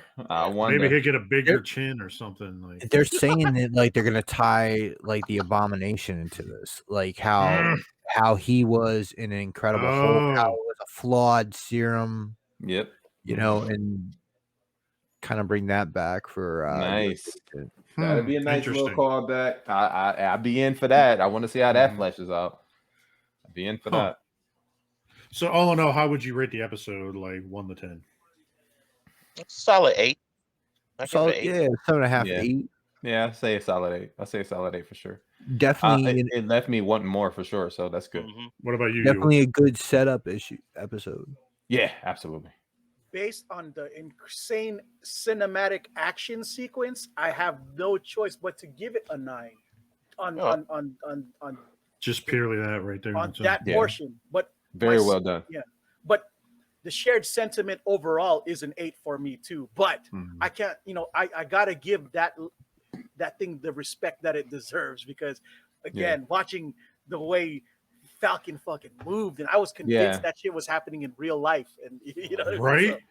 When he was like flying through that shit, and all of a sudden he drop, his wings would go in and then flip back out, and and here's another point to add on to that. It shows you that Marvel knew exactly what they were doing in cleansing our palette after Endgame, taking us down the somber road, taking us through WandaVision, those first 2 episodes, bringing the level up, and then bam, like giving it to you on that finale, and then keeping that going. It's riding high, even with the Falcon and the Winter Soldier. And then they brought you down a little bit to give you some story, some filler, some backstory, make you feel something for the characters as they go through their own personal life. And then for sure it's gonna come back up. So kudos to them for that. So the main thing of the hour, Snyder cut. Oh yeah. So let's get into it. Real quick before you guys continue, I didn't watch it. I wanted to. I never had access to it. And it's okay. You guys can spoil it. No, you guys can spoil it. It's cool. I did follow a lot of the drama that came out residually because from the fan within the fandom, but that's a whole other discussion, and I'm waiting to hear what you guys got to say about all of it. So let's discuss like the first, I guess, quarter of the movie or whatever was the opening and all that. What'd you guys think of that? Well, let's start with MPSP because he's been chomping at the bits. He's been waiting for it. I see his eyes rolling and shit. Yeah. What you got, Brammer? The slow motion in this movie made this movie probably about an hour and a half longer than it fucking needed to be. Scott Snyder needs to fucking understand that slow motion button doesn't have to be hit for every single action scene. Here go Brammer. He's mixing wrestling and Snyder. Scott Snyder. Oh, sorry, Zack Snyder. I was gonna wait to see if he noticed yet. He's thinking one of the Snyder brothers. No. Scott Snyder's the writer of Batman. The writer of Batman. Oh, okay. Fair enough. Yeah. Fair enough. So I'm the idiot. Got it. Yeah, man. There was no reason this needed to be 4 fucking hours long. None. I don't know, I don't know. Well, So to me, the even if slow you motion gave it the go ahead. opportunities for you to sneak out to the bathroom real quick and then come back. No, we gotta pause. Listen, this out in the theater. We got a pause button for that. Get that out of here. You wouldn't have to hit the fucking pause button because the fucking gun casing will go up in the air, and by the time you go to the bathroom, piss, come back with a Coke, it's about halfway down. So The you newspaper shit. floating back in your face and then back Yeah. out. Yeah. Listen, So I don't know if you could have cut much out of this movie, man, to make it any shorter. Like it was. I mean, there were some things, and I'm sure we'll get deeper into that, as like Lowery said, right now in the first quarter of the movie, and I'm sure we'll get deeper into that. But I think with the first quarter, I don't know what you would cut out. I what don't did know. you think of the opening scene with Superman and all that? How it ties Scream? into the rest? Yeah, the scream. So Yeah, they right. went back into Batman versus Superman. He just got done defeating Doomsday, and when Superman gets hit with that staff, or I mean the whatever bone staff or whatever that, Yeah. he gets hit with that, but he lets out a yell, and this scream goes across the entire globe, and it awakens something, Right. and we find out what did that scream awaken. Mm-hmm. And when those mother boxes start to kind of like move and activate, it sends out a signal. And the thing was, you find out later on that Superman dying was the green light for people to come back to invade because they didn't have a protector. Mm-hmm. Yeah, couldn't have found out they were afraid. The mother boxes were afraid of fucking Superman. Yeah, we were talking about this in the hangout a little bit last night, and I was confused because I had only watched about the first hour last night, and I watched the rest of it today. So I was confused. I was like, "Yo, he's a Kryptonian. Why doesn't a mother box from Apocalypse care that he's out here screaming?" You know that. So, explaining it later was good, and also I like how it seems like the benefit of hindsight of going back and making these scenes that tie into the movie more. So that's one of the really good things that this did over the original. Well, I don't know if it's necessarily hindsight on Snyder's part, because most of this stuff was his vision originally anyway. Remember, this was supposed to be his trilogy. Batman, it was supposed to be Man of Steel, BVS, and then Justice League to catapult the rest of the DC universe. And for him, he already knew. Whedon had no clue. So he was left to try to salvage something. And I'm sure the suits got in the way as well, because they wanted it to be shorter, because they originally saw the 4-hour movie, or however long it was at that point. The suits was like, this is not watchable. Like, nobody is going to be able to sit through this and make it palatable, and this is not going to work. And then, you know, Snyder's daughter passes away, and so on and so forth. And so we don't get his original vision. We get what Josh Whedon did.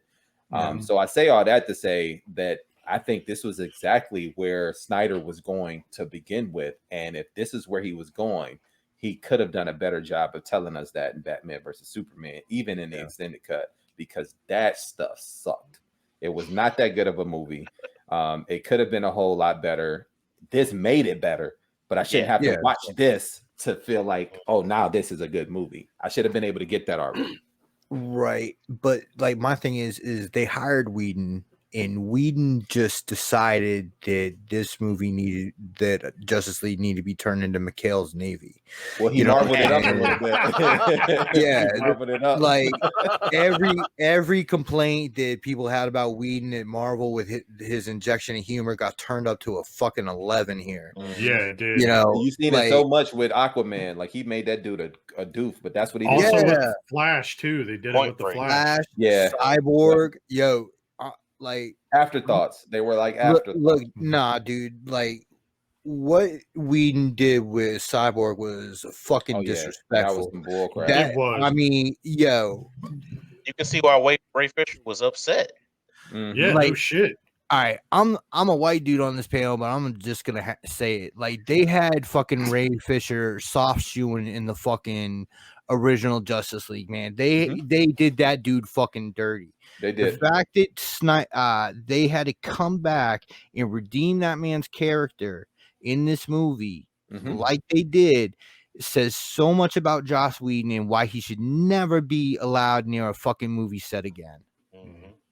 Did you Yeah, see the no, look throw him on in Ray jail. Fisher's reaction to all this too? Like him actually watching the cut. Like, dude, he was ecstatic after seeing it. Mhm. Yeah, it was almost like all his hard work and on and off the camera paid off for him. You know. Could you imagine if Justice League had the fucking character pieces for Ray Fisher that it does in this version when it came out? When it came out right around Black Panther and Civil War. Could you imagine where Ray Fisher's career could be? I agree. Exactly. Warner Brothers fucking damaged this young brother's career, and they need to be fucking held accountable. Yeah, that's a Well, fact. true, but at the same token, he didn't have to go way out of control after Joss Whedon was already, given the axe. I think he should have cooperated just a little bit more with that. Anybody one thing can, that he tried to throw. anybody can say what somebody should have done. We were not there. No, none of us was there. None of us dealt with the situation That's not what I meant. What I'm saying is, like, recently when he started throwing other people under the bus, this guy just tossed his career out the door by doing that. If you ask me, I don't think so, man. I think that you're gonna find him in another high profile project soon. It's coming. I gonna think work with it- him. it- Who's it- gonna it took hire this him? movie- It took this movie. It took this remake, this Snyder cut, to put his true acting skills out there. Yep. So this is going to be a resurgence for him. Yep. No, I agree. This But was his what I'm saying redemption. is all the stuff outside of that, the drama caused as a result of him. Yeah, Right, but the You sh- drama, the people are gonna say that drama was probably warranted to some extent because we finally get to see. Well, no, we as and fans agree about that. I'm talking about as a Hollywood executive. But that's what I'm talking. But that's what I'm talking who's about. gonna- You got to understand that who's gonna do Hollywood. that? We know that Hollywood is in a different stage of things now, so they're trying to. And you talk about it all the time. Like they kind of muck stuff up sometimes, trying to be too over to the social justice warrior side of things. Hollywood and certain studios are trying to do a redemption process, and some of these big name studios that hold these big name properties will give him a job. and look it's at gonna John happen. Boyega came out against fucking everything happening in the Star Wars shit, and he's got a new franchise coming Dude, up. he's got a ton of work afterwards. So, now he wasn't as loud as Ray Fisher, but he still rung the bell. And not only that, Ray Fisher has a lot more support, especially after everything came out with Charisma Carpenter and everybody else on Buffy. Yep. And you got Zack And Snyder backing that cat. and talking about how Joss Whedon has been a fucking trash bag. No, I get that. But if he had just limited it to Joss Whedon, then yes. But he went after Jeff Johns and that Japanese cat. I forgot his name, but I can't remember his name. Like, if he had just left it alone to Joss Whedon, I'm thinking the rest of Hollywood would be more willing to work with him. I think. Well, let's be honest here. Does Hollywood really give a fuck about Jeff Johns? Yeah, that's a good point So too. you might not. See That's Ray not in what no I more mean, DC sir. stuff, That's but- not what I'm saying. What I'm saying is when you got men of power in those situations, who's gonna hire somebody who's a shit starter? Is he a You know crap what I'm starter saying? though? That's the whole thing. Dude, Is he didn't cooperate with the process of the investigation. Originally, he at did all. not, and even because he was secondly, upset and he he was salty. Like, I mean, I don't necessarily think that I trust you either to start to run an investigation because Again, I've been saying this for a while, and now it's all of a sudden. I agree with you. That's not the point. My point is, who's gonna fucking hire Zack him? Snyder will hire him. Like Zack Snyder Zack will Snyder hire doesn't got nothing. He's not. He does. He's not working exactly on the most 3 other popular- things. That's why he's not doing anything Justice League related now, and he has 3 other projects that he's working on. If he wants to hire that cat, he can. He could. He I has his guess. backing. So I'm just saying, like, I mean, you have people that will give him a chance. Yeah, I mean, it's different, man. Zack I mean, Snyder's a director. I don't know if you got that kind of clout as far as He's also an executive producer, sir. He has credits behind his name. He doesn't have to just be a director. He has an executive producer credits behind his name. He can produce what he wants. we'll see. But I don't. He's think just got to get a studio to pick up the movie. And the thing is, if we see a role that Ray Fisher should be in, and he's not in it, as fans and normal people, you got to keep the fucking studio accountable and being You gotta like, push it on their yo, neck. where is this man? There's no This is reason. Hollywood we're talking about. These are rich people. Who gives a fuck about? They don't give a Dude, fuck Well, about they- that shit. The Snyder cut only came out because of this us. whole movie being done is because of fan That's outrage. a fact. That's No, a fact. it was an experiment, but it wasn't. You know, it wasn't. We didn't push it to have to happen. I mean, it Yes, happened because it was everybody it was- complained. Everybody complained about this movie. The and whole freeze. That's the what was whole it? generation. Release the of Snyder cut. coming apart. Like that was a whole movement. I get it. That's not what I'm saying. What I'm saying is, you know, they're just what happened was they said there's people with money, they're giving us money. Let's see what they'll do with this. I get that, but that's a unique situation. This is like the Sonic situation. No, it's unique, and I would give you that. But what we're saying is it is possible, and you're saying that it's not. What we're saying is it actually is possible. I mean, I could see it. Listen, I don't know if Ray was good. Demand is not something that's there. Demand is created. You create demand. You don't necessarily just have it because it's there. Like demand is created. So someone can create it. We're just saying be open to the fact that it's a possibility. Don't be so close to just say it's never happening because it can happen. We just don't know. That's what we're saying. No, agreed. I'm just saying that dude, he's the one who stated himself. He stated himself that he was never going to work with certain people in Hollywood. And that dude is still working with the DC stuff that he said that he would never work with again. Yeah. So unless that guy gets trounced, which I don't know if it's going to happen or not, it's sad because I'm hoping that Ray Fisher, and this is just me, that he changes his stance. He could. He may very well. Because who is he to tell a bunch of executives, that pay his. Well, he's a human being who's mistreated in a situation. I can tell you how I feel all day. No, I'm talking about as an employee. Though, as an employee versus. Just because I'm an employee doesn't mean that I don't have the right to voice my opinion about misgivings that I have. That's a slave mentality. Like I'm never supposed to just sit back and take bullcrap when bullcrap is going on. And if he would have just took it, then we would. We won't know because he never did. He could never cooperated with the investigation. That's the gosh damn problem. I want to root for this guy, but he didn't.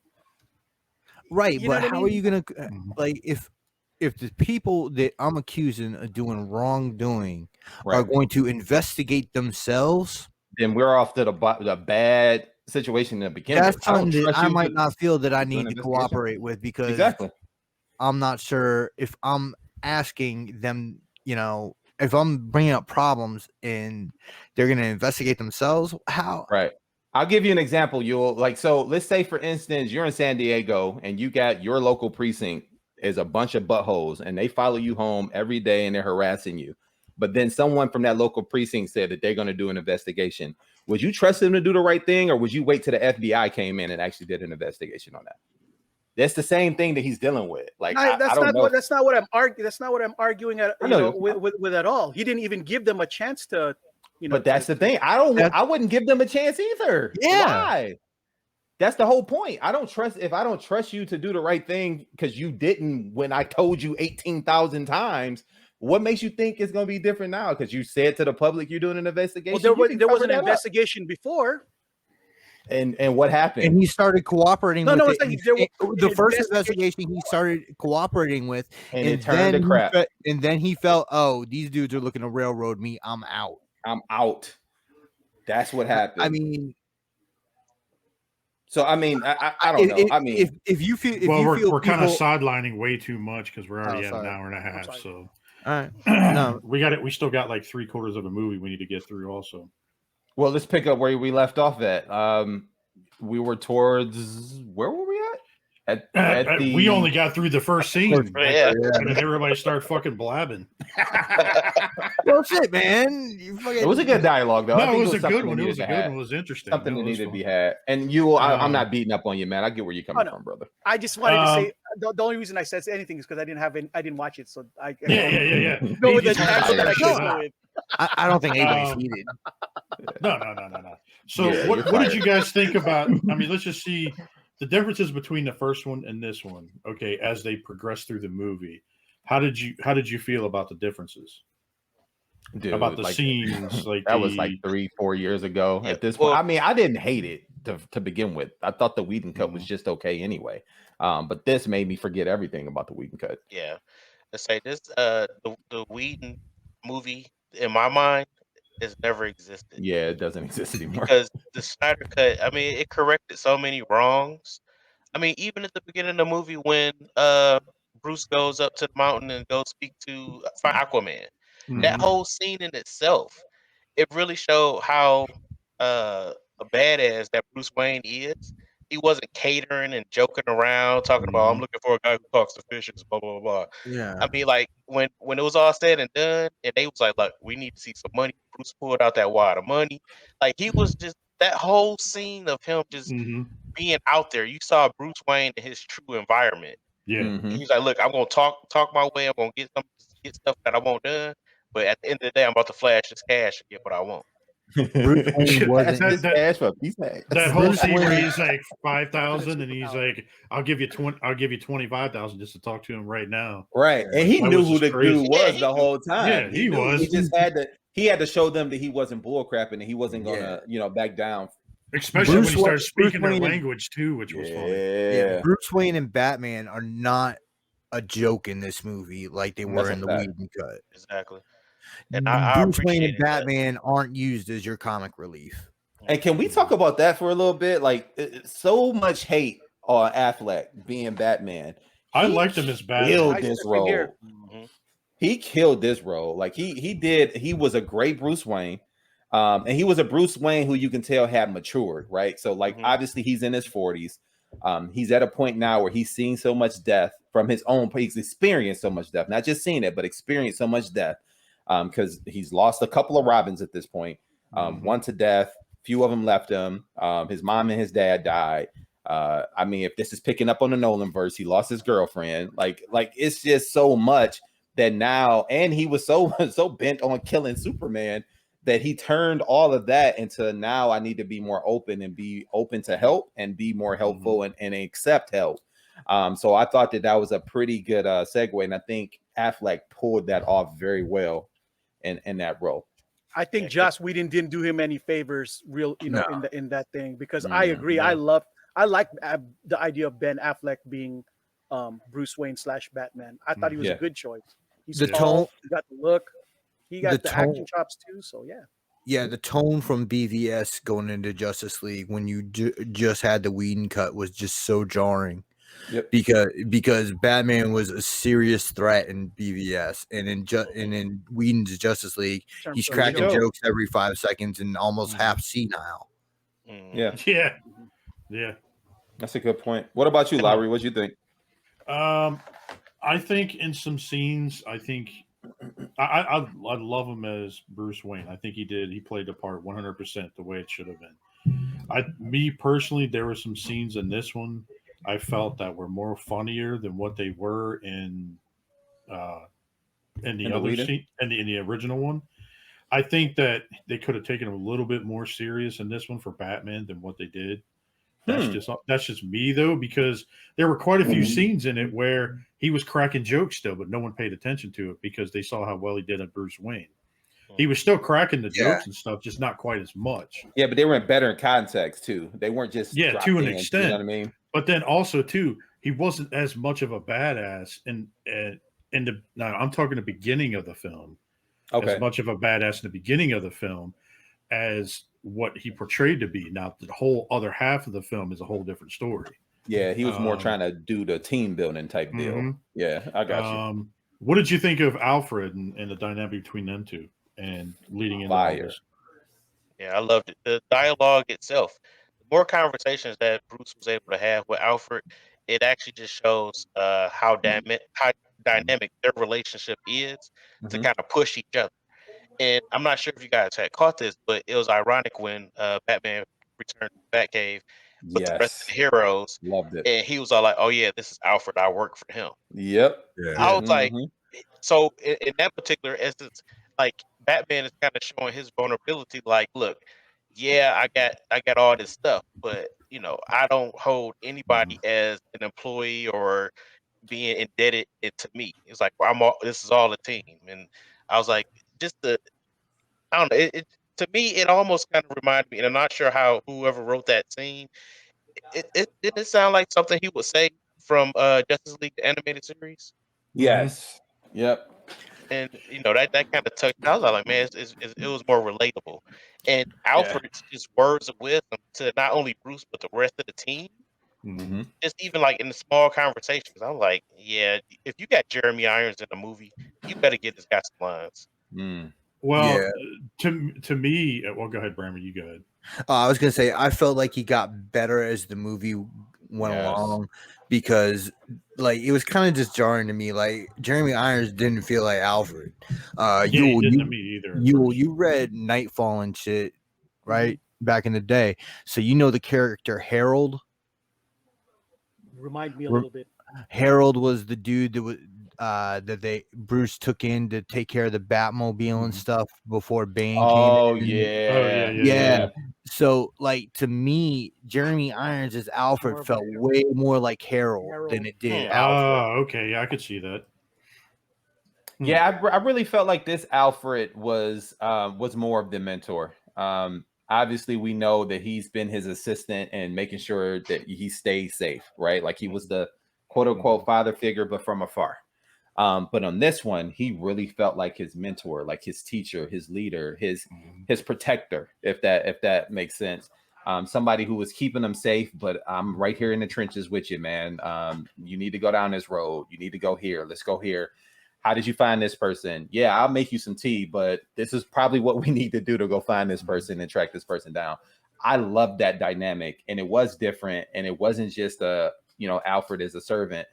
I never felt like in any of the fiction that I've seen on TV, and even in some of the comics, that Alfred was just a servant. I always felt like Alfred brought something to the table that was surely needed. And in all aspects of things, I think he took all of those pieces of Alfred from everything we've seen out there, smacked them together, and put them in Jeremy Irons for this movie, and it was really dope.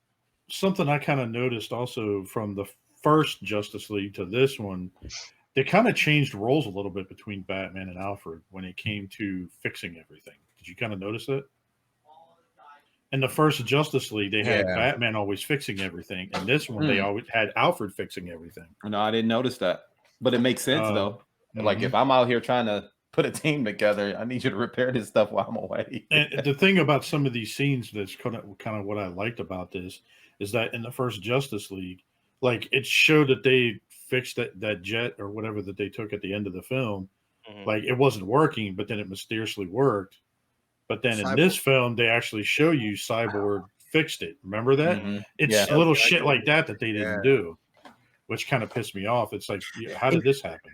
And that's what I was saying about hindsight, because it's obviously like the stuff that's been reshot. You can tell.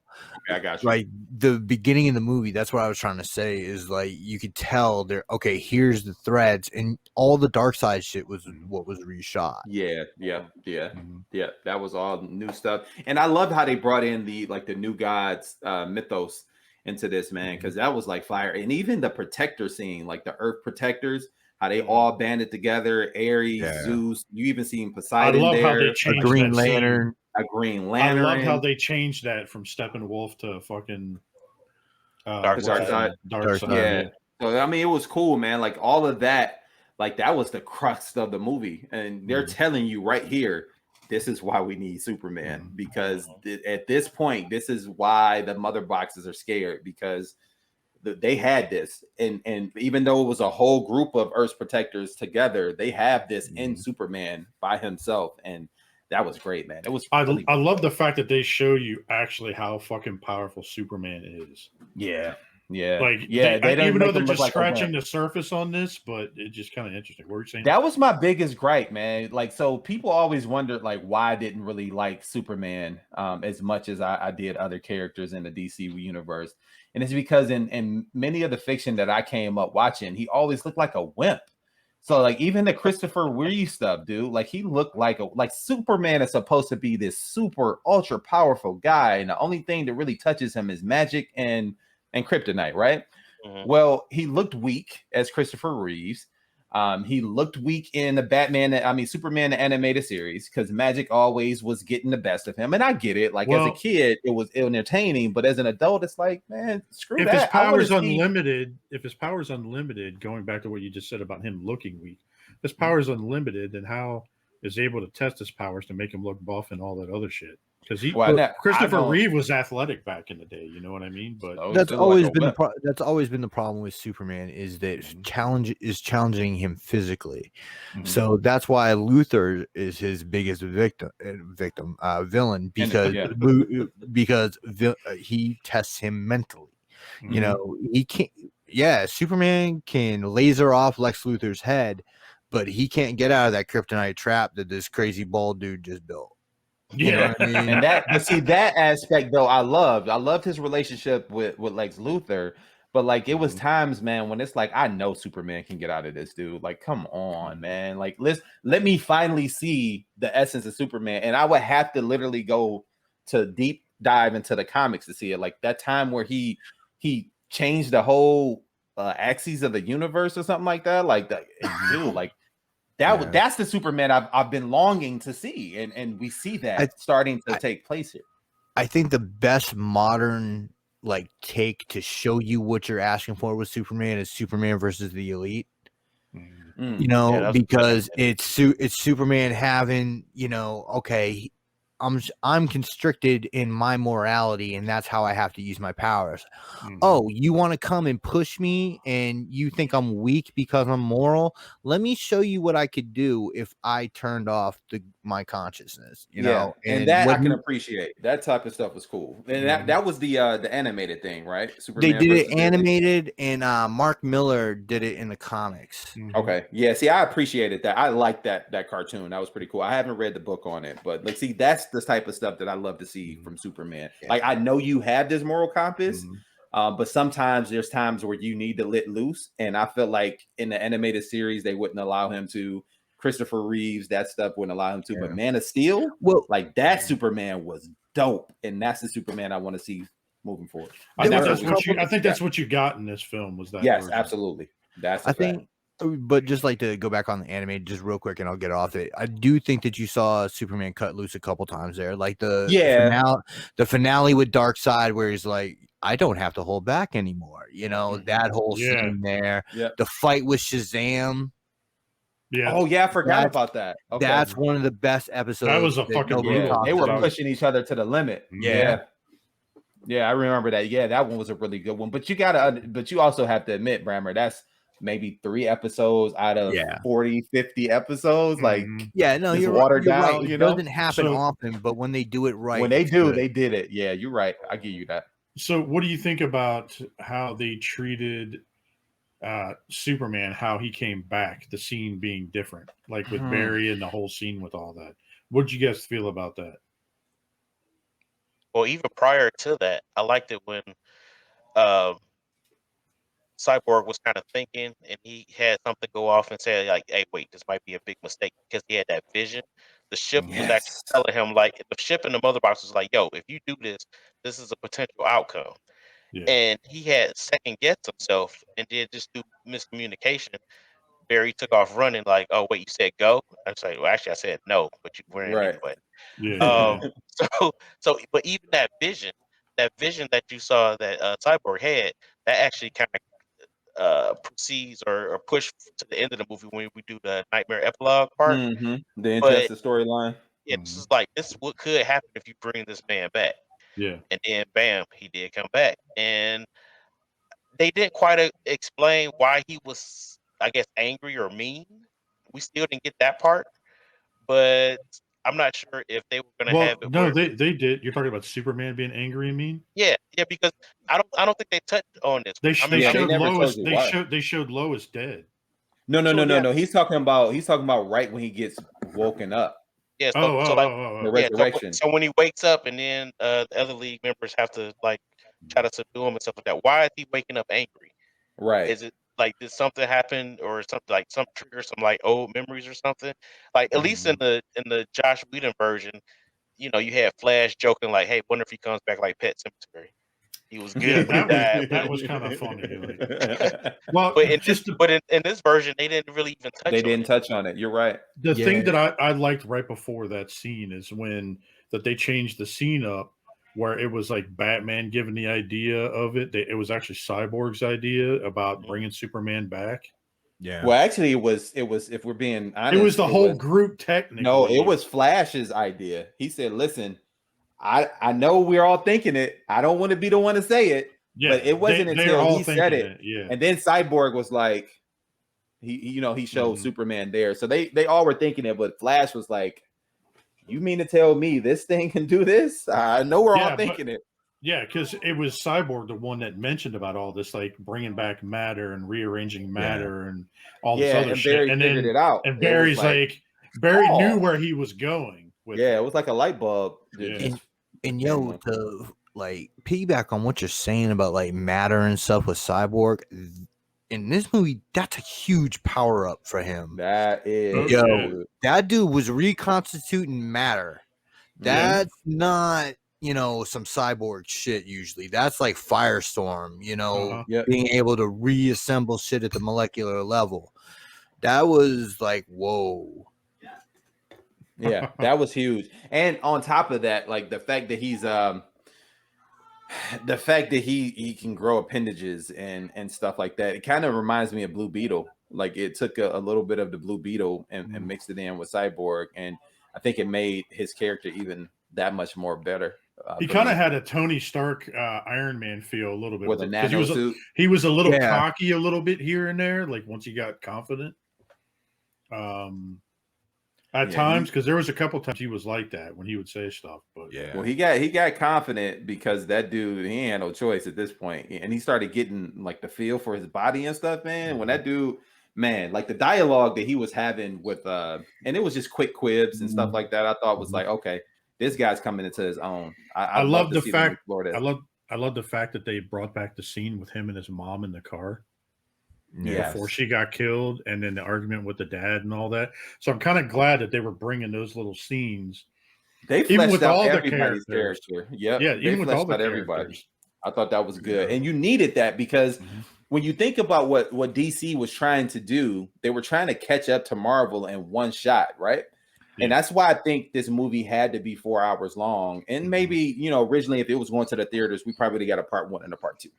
However, it had to be as long as it was because they had to flesh out this whole entire universe and bring it together into this one movie so they could try to make the same impact that Marvel did, because that's what the suits wanted. That's totally what the suits wanted. They wanted to catch up to Marvel, start making that Marvel money. They fast tracked it too much, to be honest. Oh yeah.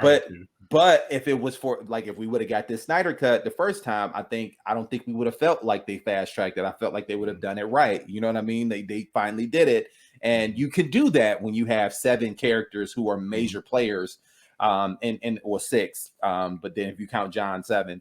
But that was my bad takeaway. They just threw Martian Manhunter around, and I felt like that could have been fleshed out a lot better, even in previous films.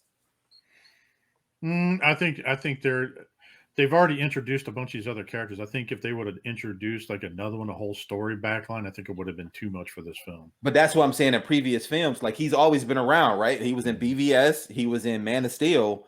Give us little glimpses here and there. You know what I mean? Like give us a little peer into that, because that whole scene with him and Batman at the end. If I'm Batman, I'm like, who the heck are you, and where you been at this whole time? Yeah. That look on Bruce's face when he wakes up early in the morning and Martian Manhunter's just standing there with him. Like, who are you? Like, and how do you know I'm Bruce Wayne? Yeah. I only told this many people. Like, how do you know? How do you know Lois? Yeah. How do you know I'm Batman? How do you know Lois? How do you know Martha? Like, this is all weird to me. So, how did you guys think how they handled Wonder Woman in this with that scene? I think personally they did too much of the. Remember the sequence for her at the bank in the beginning. Okay, they did an extended scene. They showed the whole actual scene. Now I think that it showed her more badass and how brutal she actually is, but I think they did too much slow-mo on it. Yeah, see, that's the first time the slow-mo got to me was the Wonder Woman scene. But it was weird. Absolutely loved it. That was crazy. You see her fucking hands just like I was like, what? This is like Sonic the fucking Hedgehog, like running around and shit. Like, she was going so fast. Like, so to set the scene, she comes in and she's whipping a guy up in the air, and then she goes through and she breaks up the bank robbery. Well, not really a bank robbery, right? Like it's a terrorist plot. So she breaks the whole thing up, and it was great, man. I think it was fantastic, even down to her taking that bomb and shooting through the roof and sending it out into outer space. Like that was dope, man. I thought they did a good job of bringing her to the forefront because she's not a side character. She's a Trinity piece. She's a major player in the Justice League, and they killed it for that. Like, I think that on what they did with her, I love the fact that when she threw the guy against the wall, his fucking head splat up against the wall and shit. Like, you're like, damn, this bitch is brutal. Like, I mean, Wonder Woman don't care, man. Yeah. I'm kind of glad that they did that because that scene alone redeemed me for 1984. Nah, 1984 is still trash. No. That scene redeemed Wonder Woman for me. Oh, Wonder Woman after the 1984 movie because I didn't like it that much. See, like as a background, like comic wise, Wonder Woman has kind of been set as like the line in the league. You know what I'm saying? Like, yo, you may screw with Batman, you may screw with Superman, but once Wonder Woman comes on the scene, it's serious business because she will murder you. And like she killed Maxwell Lord, when Batman and Superman wouldn't, and they had the whole Haikisha storyline where she was protecting somebody from Batman. So Wonder Woman's been kind of shown to be like, don't fuck with her, That's the Amazonian way, though. The Amazonian way. Like, don't listen. We love people. We take care of people. But the moment you cross the line, you are dead. You done fucked up. For real. For real. And she disintegrated that dude. Like, she blamed her. Yeah, when she did that, I saw his hat just fucking floating down and shit. You're like, damn. I mean, like, so that scene and then the end scene was when they finally got rid of Steppenwolf. When she cut his head, that just shows her true intentions. Back up a little bit to like when start with the whole Superman thing when he came in and all that. Oh yeah, she was fucking like when she headbutted that dude. Well, he headbutted her. She headbutted him back. Oh, that dude had to wind up and headbutt her just to get her. I was like, yeah. Let's go, girl. Well, like all of them, the fight scene was so much better, and then. I liked how they changed the whole scene from the first movie and when Superman got pulled in. I'm glad they didn't do that whole him carrying the building thing and everything else. Yeah. But when Steppenwolf went to throw that fucking axe down, the fucking hit Cyborg, and Superman's like, not impressed. Not impressed. But even before then, though, the fight scene that Wonder Woman had in the tunnels with Steppenwolf was a pretty epic fight scene. Like she was where she was fighting by herself. That was a plot piece at the end of that fight in the silo. Mm-hmm. Like, half them characters that were climbing on that goddamn bat pod bullshit could have flown out of there. Yeah, well, that's a fact, bro. That's a fact. Yeah, so I was like, you'll try not to laugh. He's like, yeah. She could have leaped straight up out of that silo. Like all of them. They could have just pushed the thing out. Like, I mean, they show Cyborg flying. So I mean, it's not like he could. He just hit the fuck out. He's like, fuck him. Like, he's like, I got high enough. I'm out. Like, I'm out. Yeah. Good stuff. So, how did you think Darkseid was treated in this film? For his dude, I think he looked like the anorexic version of like the okay, cool. All right, here we go. Yo, Darkseid looked like fucking Apocalypse off a 30-day fucking Weight Watchers thing. Yo, really? Seriously, I think he looked thin. I think he looked real thin. I think younger Darkseid looked thin, but as he got older towards the end, like Darkseid needed some all it was armor, bro. He had armor on that time. Armor. That was the only difference. He still looked like. I don't know, man. Like when you look at him through that tunnel, or when he was looking through the boom tube, in comparison and looking down with the Superman and them guys, he was still way bigger than them. Well, yeah, he is, but like, I mean, like when you look at them, and when you actually look at his character, like he looks enough, bro. Yeah, like You I still think he wanted did him bigger? His head would have been wider. His head No, was no. already I pretty mean, ugly. like his head was huge, but I think like his That's what arms she and said. shoulders should have been. Yeah, I think his arms and shoulders should have been a little bit bigger. That's dark side, bro. So you don't think that was about the same? No. Maybe His I gotta go shoulders back were and watch thinner, it again. dude. You have to go back and look. I'm gonna have to go back and watch it a little bit, man. Like I thought he was okay. Actually, I thought he looked weird. I think he could have did better. Yeah, definitely. I mean, like, and my problem with the CGI in this entire movie is that it has no weight.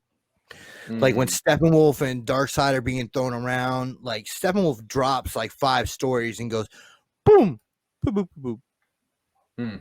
You know, and there's no like explosion when he hits the ground. As opposed to when Aquaman surf dived that parademon through the building. I got you. Yeah, it looked different.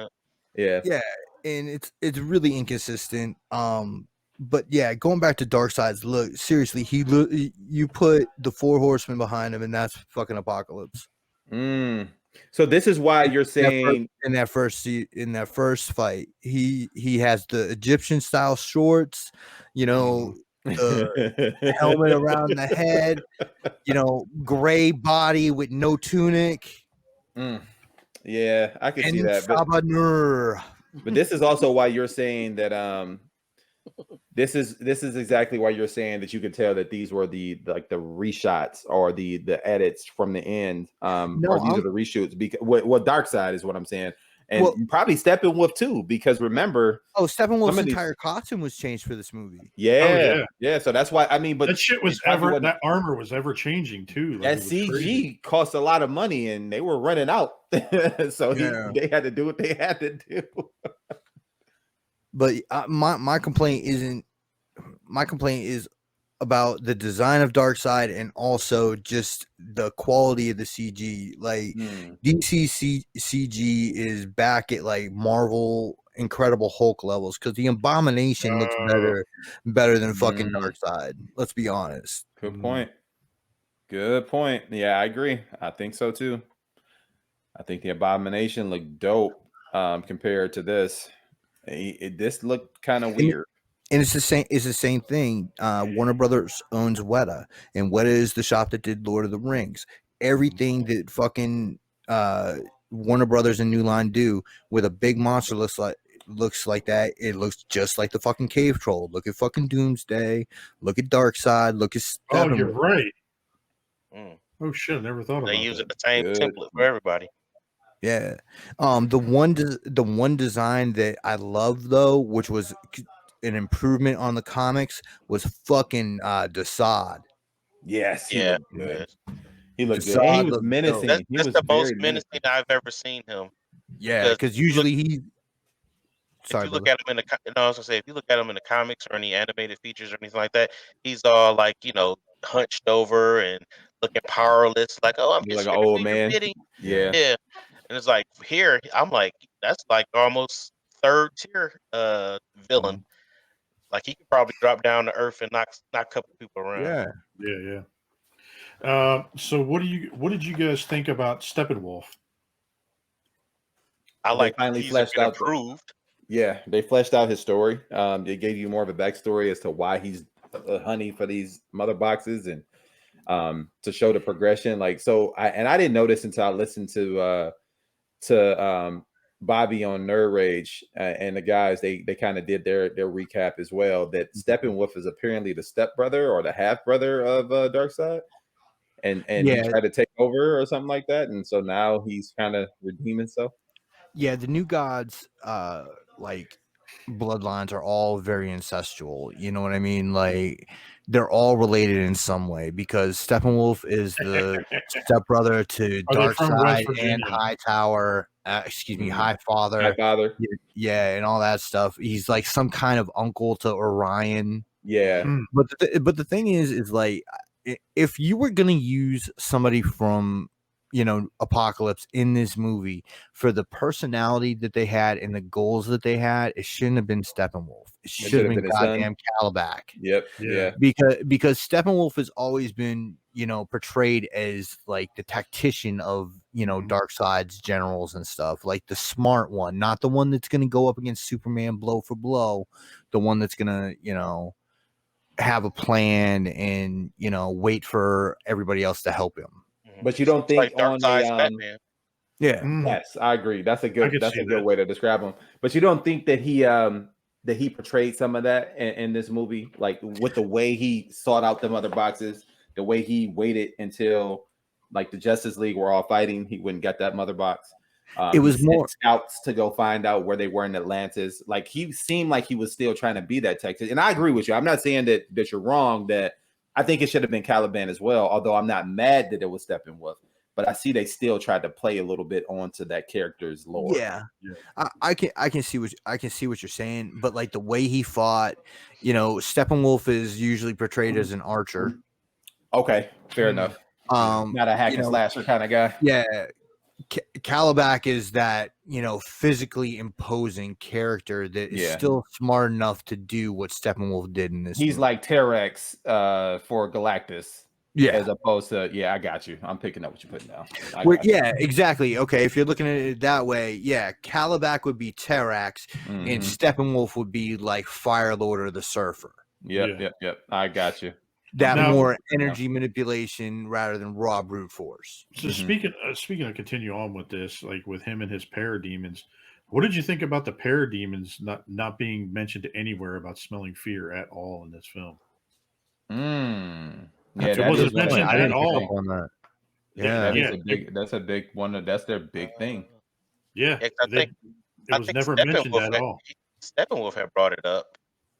He mentioned he could smell the mother box. Oh, the mother box. Yeah, the mother box. But not fear. Right. It didn't mention it once because he could smell the mother box and the toxicity of where he was at. But nothing like you said, Lowery, nothing about the fear of the mother. Yeah. And that was the part of the big act of the last film or the first cut of it. Yeah. So, I think they removed it all together because remember in the Joss Whedon version, the opening scene with Batman when he was actually chasing down the parademon, and he somehow recorded like the sound that they were following. So you fast forward to the end where he put that little mechanism on his Batmobile and they were chasing him because of that sound. Now in the Snyderverse, they don't even have that in there. It's not even mentioned at all. Yep. The only reason they were chasing him with the Batmobile is because he knocked down the tower. The cool thing about that, though, about the parademons, what I did appreciate that they tried to do with them is explain how they become parademons. As to like, okay, when Darkseid and them take over worlds, their people from the mother box, it transforms them into parademons, and I thought that was dope. That was a good way to explain their backstory. So that's exactly what would have happened on this planet, and that's what happened in the Injustice storyline that they're trying to show. Give you a little Superman. Yeah, I loved it. That's the type of stuff I need to see. I like it. So how did you think this movie did tonally and like visually and how the tone of the film and everything? Get that 4.3 stuff out of here. Give me a 16.3. Yes. It's not 4.3. Well, it showed up as 4.3. Come on. It's not 4.3. It's technically not 4.3, but it looks like 4.3. It looks like 4.3. And I get they did it for IMAX. They shot it in IMAX, that's why. I understand what they did it for. It still shows up as a similarity to 4.3. And even though, like, I give them credit for putting it in 4K still, because it shows across my screen as a 4K thing. So that's great. It's not grainy, but come on, man. Give me some widescreen. Yeah. I thought it was a mistake. I thought it was distracting. Yeah. In the beginning, it definitely was distracting. Like, I got used to it. The first couple of minutes, I was like Burgess, and I only did it for a couple of minutes, and then I was fine with it. I had to take a break an hour in because of it. Like, it was straining my eyes to watch it. Really? I can see that. I can see that being distracting for some people, and so much so you need to take a break from it, especially if that's not what you're used to anymore. I can see that. I think the story was so immersive. I got caught into the story, and I forgot about the side things. Yeah. I was gonna say, it didn't bother me at all. But then again, I'm used to actually watching shit on my phone all the time anyway. So Yeah. That's true. Yeah. He's like, I You watched don't have a Justice watch League on movie. the shitter. Just well, at least 30 minutes of it, yeah. he was serving justice on the toilet. Like, I don't think it would have bothered me either because like whenever I bought DVDs, I always bought widescreen. You know what I mean? Well, you're also an anime. Well, it was full screen. So the thing was, it was cut off at the sides. It wasn't cut off at the top. The opposite. Yeah. Oh, yikes. Yeah. Yeah, That but would've you been also bad. buy a lot of anime too. So some of the anime only shows up in like 4:3. So you probably would have been fine. Like I even tried using the stretch option on my TV and it wouldn't work. Yeah, I did it on mine too. It didn't turn out very well. Yeah. Did not work. Not at all. So did you notice a lot of the scenes, like the actual coloring and shit like that, they actually made it darker? Yeah. I think they did a phenomenal job, man, overall. Like there wasn't that schizophrenic feeling about this movie that was in the original Justice League, going from all those dark moments to bright, very bright colors. You know what I'm saying? Felt like a fucking gremlin. Bright light, bright light. Yeah, I think they did a really good job, man. Overall, the graphics were there, the quality was there, the special effects were there. Not for nothing, even though they had some points where you could tell like clearly they were struggling for money in these areas. So, but overall, I think as a movie, it was really good, and I think my rating is going to reflect that as well. So just to kind of play on that, so like, what did you think that end scene with the Flash? How they changed that up? It was what they did. Okay. Supposedly there's gonna be a Flashpoint movie. Yeah, there is. Okay, that Ezra Miller has first right of refusal. That he's supposed to be writing the script. Grant Morrison was involved at one point for this. So it seemed like that was setting up for that. Then with the some of the stuff before the Nightmare epilogue with Luthor and Manganiello, that was supposed to set up the Affleck movie that is now back on with Affleck and Manganiello. Yes, I can't wait for that. Yeah, so I like the fact that like they went back and refilmed these scenes that they had already had to add like more of a cohesion and a feeling of a jumping off point. So how did you feel at when instead of him like in the old version, but in this new version where he turned around, he started actually kind of going back in time, or he went into the future, and then he kind of went back. You know what I mean? Yeah, that's what I was saying. Like that seemed to set up the Flashpoint movie. Yeah, so, I mean, this is the first time we ever seen him kind of reverse time. Yeah, it happened twice in this film. Yeah, I don't remember that. I don't remember him going forward, but reversing time twice. Yeah, that was pretty cool. And then, but not even just reversing time, like bringing people back from the dead. That was dope. Like, because they clearly had messed up and it was over. And he was like, "Wait, hold on, pause it. Barry, you got to do this. You got to do this. It's not the right thing to do." I'm glad he didn't run like a fucking gazelle in this one that much. He still kind of did. He was Naruto running. He still did, but it wasn't quite as bad. Yeah. Yo, he had his arms back like a fucking anime kid at a convention. You know what? I think the way he runs in the movie actually relates to his personality. So like Barry, or at least this version of Barry is not, he's not strong. He's probably still not even confident in his powers. Right. But the way that he's kind of running and frailing around, he's almost showing like a childlike innocence with that particular speed force. And I think that's the reason he runs like that. Yeah, and he also still understands that thing. Like he's so smart with the speed force, and he's what, 18, maybe 19? Like he's just going to college. I mean, like he's super smart. What did you think about that scene in the beginning of the movie with him and like trying to get that job and him seeing Iris? Oh, I loved it all. I started following her on Instagram. Shoot me that link, buddy. Yeah, she's a cutie. Shoot me that link.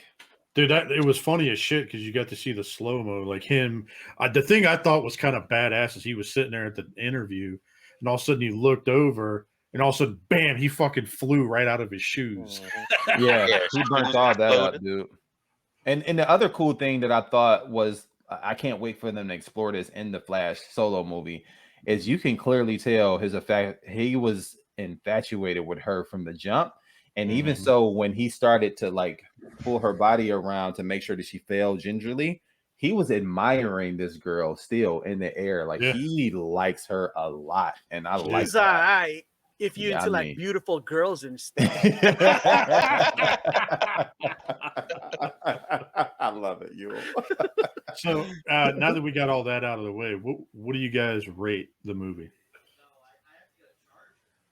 I think out of 10. Well, obviously Yul hasn't seen it yet. If I do, just based on your guys' talks, I predict I'd give this a 9 too.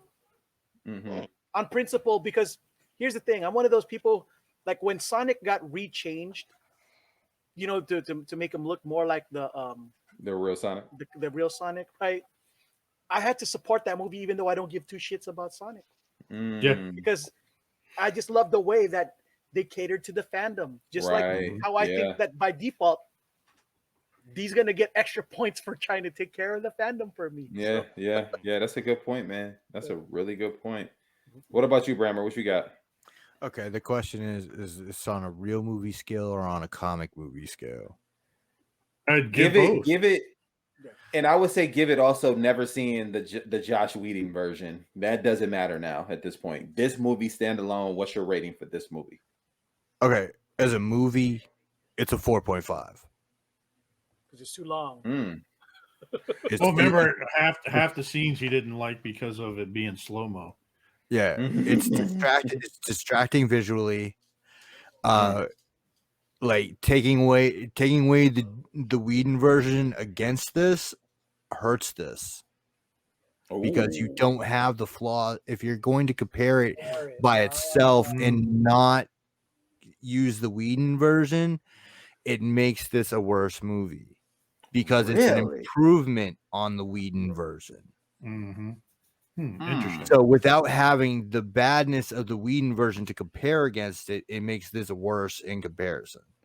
As for a comic movie, and we're just looking at comic movies, it's a 7. Okay. All right. You about the only person I've heard rated that low. Anthony, what about you, man? I think I'm the complete opposite of because I'm thinking this movie, in my opinion, was a little bit over a 9. Like if we broke it down, 9.1, 9.2 maybe, but I'm giving it a solid 9. In my mind, it probably would have been a 10, but it was just still too long. So I deducted 1 point for that. But just if this was if this was the movie that originally came out, just think of all the ammo DC fans would have. Facts. We would have had a Cyborg movie by now. Exactly. And then the thing is too, is like I love the way that they just flushed out Cyborg's story, all those added scenes, and pretty much kind of got people who was even unaware of his actual character. From a movie standpoint, people get to know his version or what type of character he is, and visually, it's some stuff in this movie that, like, honestly, I look back and I'm like, each one of these shots could be like pieces of art on the wall.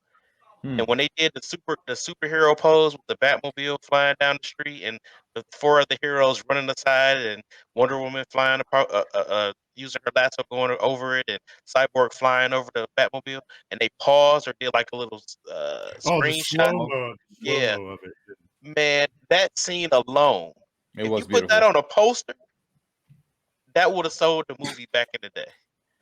Zack Snyder is good at that, like pulling that one.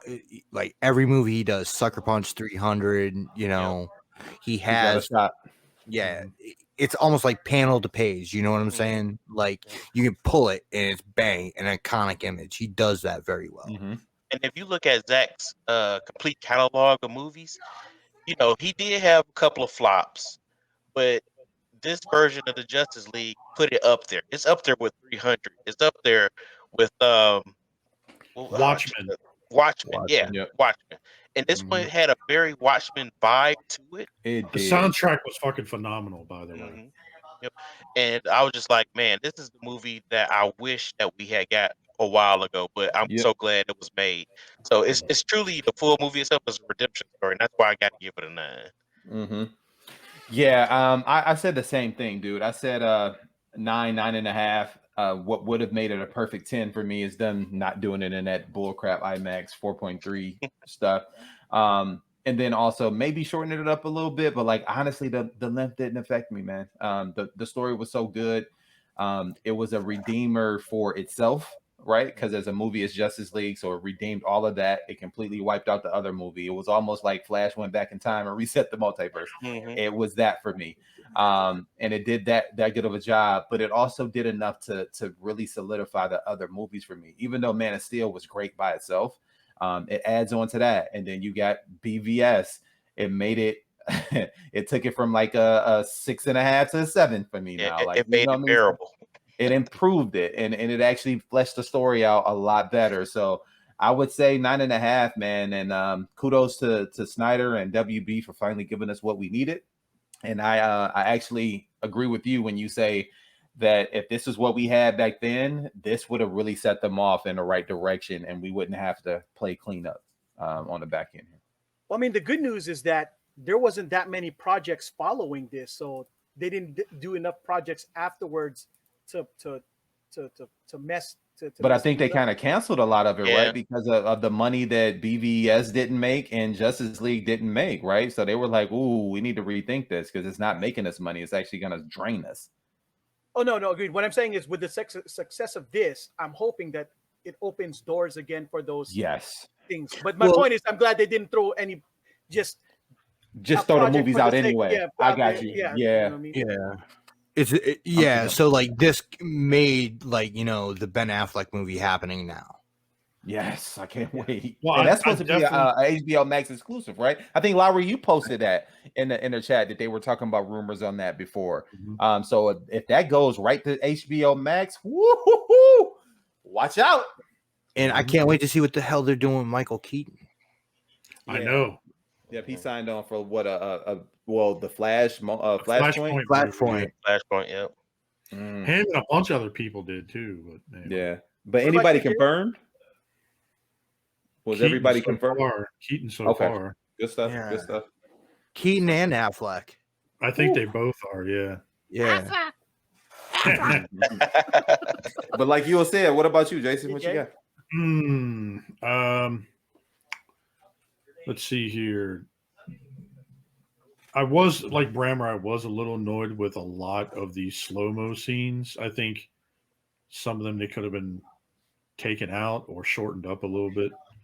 Now I kind of understand the slow-mo scenes with Flash just because of his character, but like all of them, visually, I like the movie. Yeah, at first I was kind of annoyed at the aspect ratio, but I kind of got over it. The characters and the development and how they kind of explained everything throughout the film now compared to previous. I kind of like that. So me, I'd probably give it 8.5, give or take. Solid. Just a solid 8.5. And that is for me. That's it. So does that wrap us up, Jason? You got any more questions about the Snyder Cut? One quick question. What'd you guys think about the end scene with the nightmare scene with all the different characters and the introduction of Joker? I liked it. I heard that it was Jared supposed Leto. to be an introduction to the Injustice possibility for an Injustice storyline. Yep, that's exactly what they were setting up. And from what I understand, and for our listeners and watchers, correct me if I'm wrong, that the third Justice League movie was supposed to be Injustice, or that Injustice storyline. The second one was supposed to set up something else, and then it was supposed to fall into Injustice, and that's when everything is supposed to, like, the second one was supposed to have Darkseid in it. That's what it was. And then the third one was supposed to set up Injustice. The thing I thought was kind of interesting when the scene between Affleck and Jared Leto was Joker, and they were kind of talking back and forth. And when he said, "I made a promise after I killed Harley that I would kill you," sort of thing, I'm like, "What?" Yeah, I would kill that kind of threw me off a little bit. I was like, "I would kill you slowly." I'm like, "Oh," and he was like, "Ha! You almost had me." He was shaking for a minute. He gave him the card. He's like, "As long as you have this card, Remember This is true. that part? Yeah. Mm-hmm. Which Yeah. kind of make you think about the nightmare scene from BVS. Mhm. Because remember, Batman had that card attached to his machine gun. Yeah, he did. Oh, he did. That's right. Nice call back. So I'm like, Nice, dude. Nice. I'm just Nice. pissed because I'm like, that scene just made me want. I was like, I need more. Mhm. It's like, flush I'd this stuff like out and Jared make Leto's movies. Joker in this one better than what he was. I in the do past. too. I think this redeemed that Joker from Suicide Squad a whole heck of a lot. It puts you right back into the mode of this is Joker who's more diabolical than him as a gangster. See, I didn't have any problems at all with Leto. that version of Man, Joker. get Pimp Daddy Me Joker the either. heck out of here. Me I like- neither, man. Because I'm liked such a him, but I Morrison like this fan, one better. Yule. Huh? Like if you look at Batman R.I.P., you know, the whole thing with the black glove, that's that Joker. Yeah. He does. I mean, it follows the lore. It's just not the lore that I enjoy. Is all, and I can't hate on it. Like if people like it, they love it, and I'm glad they like. You got what you wanted to see in the Joker on the screen. Everybody deserves to get what they want on these things if you're paying money for it. But that's all the questions I had for this week. All right. So we're good to go. All right. Anybody else got anything? We good? Yeah, Josh Whedon should do jail time for putting out that atrocity of a I gave my nephew the Blu-ray of the first Justice League film because I can't wait for the next one. Yeah, man, I gotta buy that, man. Well, with that, guys, let's go ahead and wrap it up. Let's go around, do some shout outs from where you at, and get up out of here. Let's start with our special guest, Mr. Nicky B, Mr. What's MPS. up, man? You can find me on Facebook as Nick Brammer and YouTube at MPSP Theater. Yeah, man. Nice stuff. Yeah, definitely. If you haven't subscribed yet, go ahead and do it, man. Go ahead and set him up. Make sure All we right. got our links in our notes too. So For sure. Thanks for joining us, bud. We always have a you great for time having with me. you, man. Always have a good time with Yeah, you. Anthony, what you got? What do I have? The usual. Besides a bunch of Mayfex figures in the background that I want. But no, hey, you guys can catch me periodically here on the Nerds Have Spoken podcast and the Facebook group. You can also see me on Facebook on my personal page for looking for any quotes of inspiration or just a few candid snapshots of me and my Mustang. Head on over to Anthony Lewis on Facebook. And for some action figure photography, go check out the pics on Instagram, BlueEye07. I don't know. Pretty soon I might be popping up on Christian Mingle or Plenty of Fish. So all you single ladies out there, keep your eyes out. Fair enough, man. Fair enough. CocoaSmooth, Mr. You. Well, guys, y'all can see me at CocoaSmooth619 on YouTube. I try to do a new comic book day every Wednesday of the week, assuming that I'm able to sneak out of work to get them. but you work from home, so how does that work? I mean, the thing is, I still got to be logged on. You know what I mean? Yeah. And do my thing. And believe me, my work is so very busy. It's very difficult to sneak out.